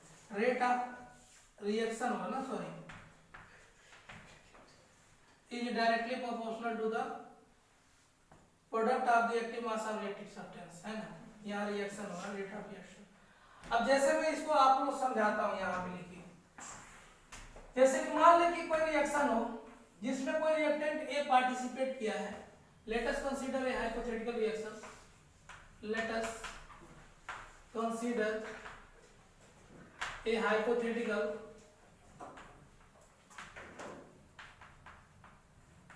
Reaction. मान लो कि एक hypothetical reaction है, ए से बना product. अब ये सिर्फ और सिर्फ एक ही है, तो हम लोग कहेंगे कि इस रिएक्शन का रेट जो होगा वो इसके एक्टिव मास के डायरेक्टली प्रोपोर्शनल होगा। अब मान लीजिए कि दो अगर है, ए और बी है, दोनों मिलकर प्रोडक्ट बना रहे हैं, तो हम लोग कहेंगे कि रेट ऑफ रिएक्शन जो होगा वो क्या होगा, इनका एक्टिव मास के प्रोडक्ट के, ठीक है। अब ऐसा होगा अगर मान लो कि हम ये कह रहे हैं कि इस प्रोपोर्शनल का साइन हटाना है, तो क्या लगा दोगे, rate of reaction equal to एक कांस्टेंट लगा दोगे, और ये हो जाएगा ए और ये हो जाएगा व्हाट, बी। समझ में आया? जो के जो है वो क्या है, प्रोपोर्शनल कांस्टेंट है, कॉल्ड वेलोसिटी कांस्टेंट या रेट कांस्टेंट। इस के को हम लोग कहेंगे रेट कांस्टेंट या क्या कहेंगे, velocity constant.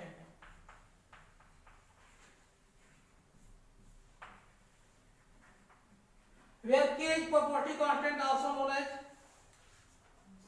velocity constant or rate constant, ठीक है।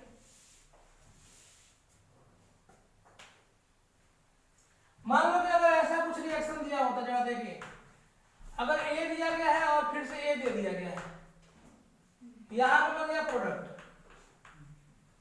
तो फिर क्या लिखोगे, rate is directly proportional to 8 into a, मतलब a पे पावर 2।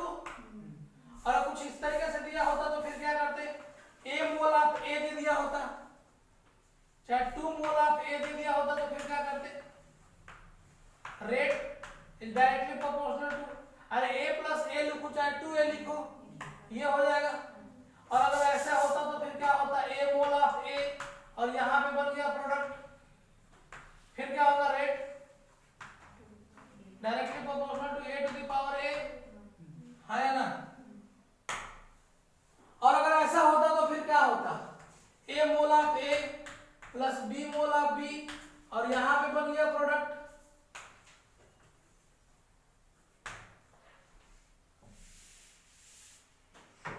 तो यहाँ पे रेट जो होगा वो directly proportional to a to the power a और b to the power b,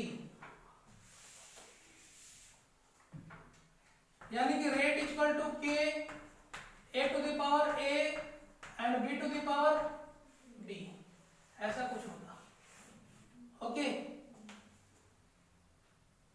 अब इसके बाद से जो नेक्स्ट टॉपिक होगा वह होगा law of chemical equilibrium, law